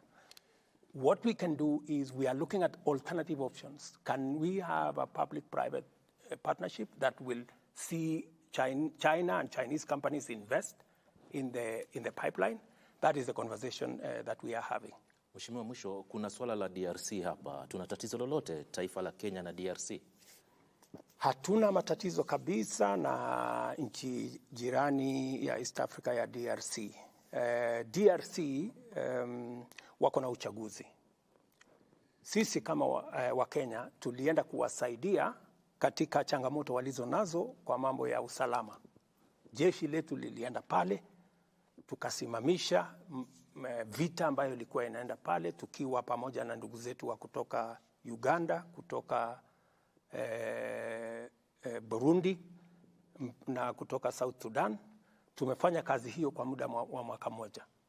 Baada ya mwaka mmoja wao wenyewe wamesema ya kwamba wanaona sasa msaada wetu imefika mwisho. Tukakubaliana, tukafanya summit hapa Arusha, tukakubaliana sasa sisi tutatafuta namna gradually to exit from the scene so that other countries can come and support them. Jana ama juzi kulikuwa na mkutano hapa Nairobi ya wananchi wa DRC, wakatoa statement. Watu wa DRC wakalalamika kwamba hiyo statement Kenya haingekubali hiyo statement itolewe pale. Msimamo wetu kama Kenya ni kwamba sisi ni nchi demokrasia. Na nyinyi mnajua, nyinyi ni watu wa vyombo vya habari. Hakuna mtu anauliza serikali kwenda kutoa taarifa yoyote. So they issued a statement from here. DRC wanted to know whether those people, we can arrest them. Then we told them, you know, Kenya is a democracy. We cannot arrest anybody who has issued a statement. We don't arrest people who have made us, we arrest criminals. If anybody has committed any criminality, we will go out of our way to deal with them. But issuing statements, how many people issue statements in Kenya against me? Every day, people are issuing statements left, right, and center. That is what the democracy is all about. And in any case, Kenya here has the biggest bureau. You guys know the biggest bureau of journalists from BBC. I don't know, CNN. I don't know where. Everybody is here. So, and that is what people are looking for. So, Kenya is a media hub. By recalling the ambassador from Nairobi, what does that mean? Do you have a problem now? If they decide that they want to recall our ambassador because a statement was issued in Nairobi, that is their right. But, you know, I cannot arrest anybody merely because they issued a statement. That is undemocratic. That is not how Kenya is. That is not the Kenya you all know. So, you know, we are all different. Countries are democracies in different ways. Okay. Mheshimiwa, mwisho kabisa kabla tujamaliza, siwezi kukuacha bila kuuliza swali la swala la elimu. Tumepata malalamiko mengi sana. Nimepata jumbe nyingi tangu jana kuelezea kwamba tutakuwa na rais. Watu wengi ambao walikuwa wanafanya internship kuhusiana na JSS wanalalamika kwamba wanahitaji kupewa nafasi. Yani wapewe nafasi za kazi, manake muda wao unaishia mwezi huu, nafikiri tarehe 31. Umeweka mikakati gani ama mipango gani kuwaeka wakati ambapo pia junior secondary school inafaa kufungua mwezi wa Januari, waendelee na vile vile kuwe hakuna tatizo lolote kwa wazazi, wanafunzi na hata pia mikakati ya serikali kuhusiana na swala la elimu. Naomba tujibu hili wewe kama rais. Mimi nitajibu. Manake isiwe mambo ya kupeleka kwa wizara itafanya hivi. Hapana, mimi nitakujibu. Ndio. Mambo ya wanafunzi ama walimu wa JSS. Januari watakuwa kazini. Kwa sababu tulitoa sera kama serikali ya kwamba sekta zote kabla ya kuajiriwa permanent and pensionable unafanya kazi internship miaka miwili. So they will complete, once they complete their internship of 2 years, we will hire everybody. So they need to relax. They need to go through the process. They will have the first priority when we hire teachers after the internship. And we are not doing internship only with teachers. We are doing internship with many other sectors. In fact, we've just gotten a cohort of interns at the public service because internship is part of the learning process and the job process. So our interns that are doing a wonderful job as teachers, they need to relax. Nobody is going to take their place in January. So they'll be what? They will continue to complete. Yeah, they will continue to complete their internship for 2 years. 2 years, which is a government policy, and that is understood. After the 2 years, they will be hired as we absorb others into internship to graduate slowly like that. Okay. Unahakikishia walimu wote 50,000 hivi watapata kandarasi za kudumu baada ya miaka miwili. Correct. Mr. President, we want to wind up, but a lot of conversations and many questions that are coming in, including one who is asking that, back to our earlier conversation about the housing levy and that question of accountability, do you know now how much has been collected from that levy and why it is? I know that I don't have the final figures with me here, but I know we've been collecting ever since the law was passed, and it is on average about around 60 billion shillings or thereabout, plus or minus every month. 60 billion shillings? Every month. Yes. So 60 billion shillings? I think so. I think that's the correct number. So in a year, that would be 60 times 12. What is that? 720 billion? 720. Well, let me not, I don't know whether, no, maybe six, yeah, I think it is, sorry. I think it is about 6 billion, sorry, about 6 billion. So I think every year it is somewhere between 60 and 80 billion every year. Where is that money now? That money is already constructing houses. Under what law? What framework? There is already a framework. Only the court said we fine-tune the framework. That money is already constructing houses under the framework with the Ministry of Housing. Some of it is being used we've already allocated to National Housing Corporation. And the construction of houses is going full steam across Kenya. We have, by the way, we have 33 sites, active sites going on. I want to ask you to go to Mukuru. We are building 14,000 houses in Mukuru. If you go today to Mukuru, you will not think it is a slum. So you will think it is in Europe. That is being financed by these resources? Yes. Not private investor resources? No, this is being financed by these resources. So if it's 6 billion every month, you're saying 60 to 80 each year. Every year. So how many houses does that construct? It will depend because we are constructing houses of between 400,000 per house. Others will be 1 million. Others will be 3 million. It is different categories. No, that's the selling price. I'm talking about the cost. But you know, the cost is commensurate with what you sell because it depends with sizes. The smaller ones cost less. The 1 bedroom, the bed sitter, the 1 bedroom, the 2 bedroom, the 3 bedroom cost different. So it will depend on how many. Mr. President, I asked that question because it's been a very stubborn question. Not many have an answer. I have an answer. Not your members of parliament, not your cabinet I have secretaries. an answer. And in fact, if you call the ministry responsible, they will explain to you in detail. Now. Yes. Okay. In detail. Mr. President, yes. The last question, which I was told to ask you, would be, is there hope? Oh, my goodness. Let me tell you. We are going to change Kenya.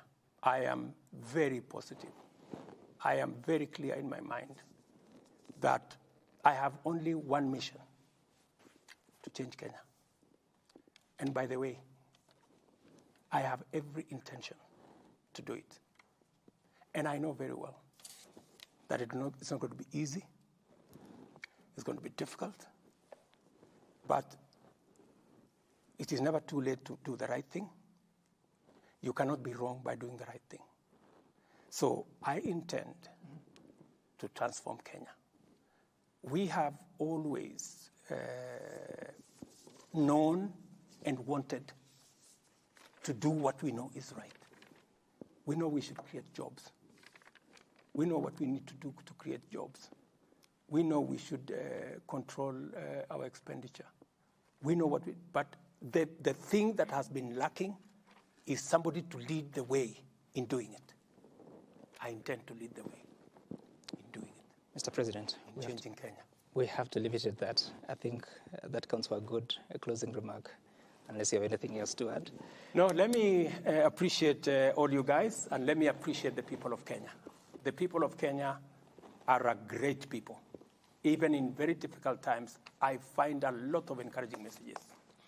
Many people tell me, we know things are difficult, we know you are having a difficult time, but keep on keeping on, because we know that finally this country will change. And I have every intention to keep it here until Kenya changes. Mr. President, thank you so much for your time. Thank you very much. This has been a conversation with the President of the Republic, President William Samoei Ruto, with representation from different media houses, that is KTN News, TV47, Nation Media Group, K24, KBC, and Citizen TV. Good night, good luck. My name is Sam Gituku. Bye for now.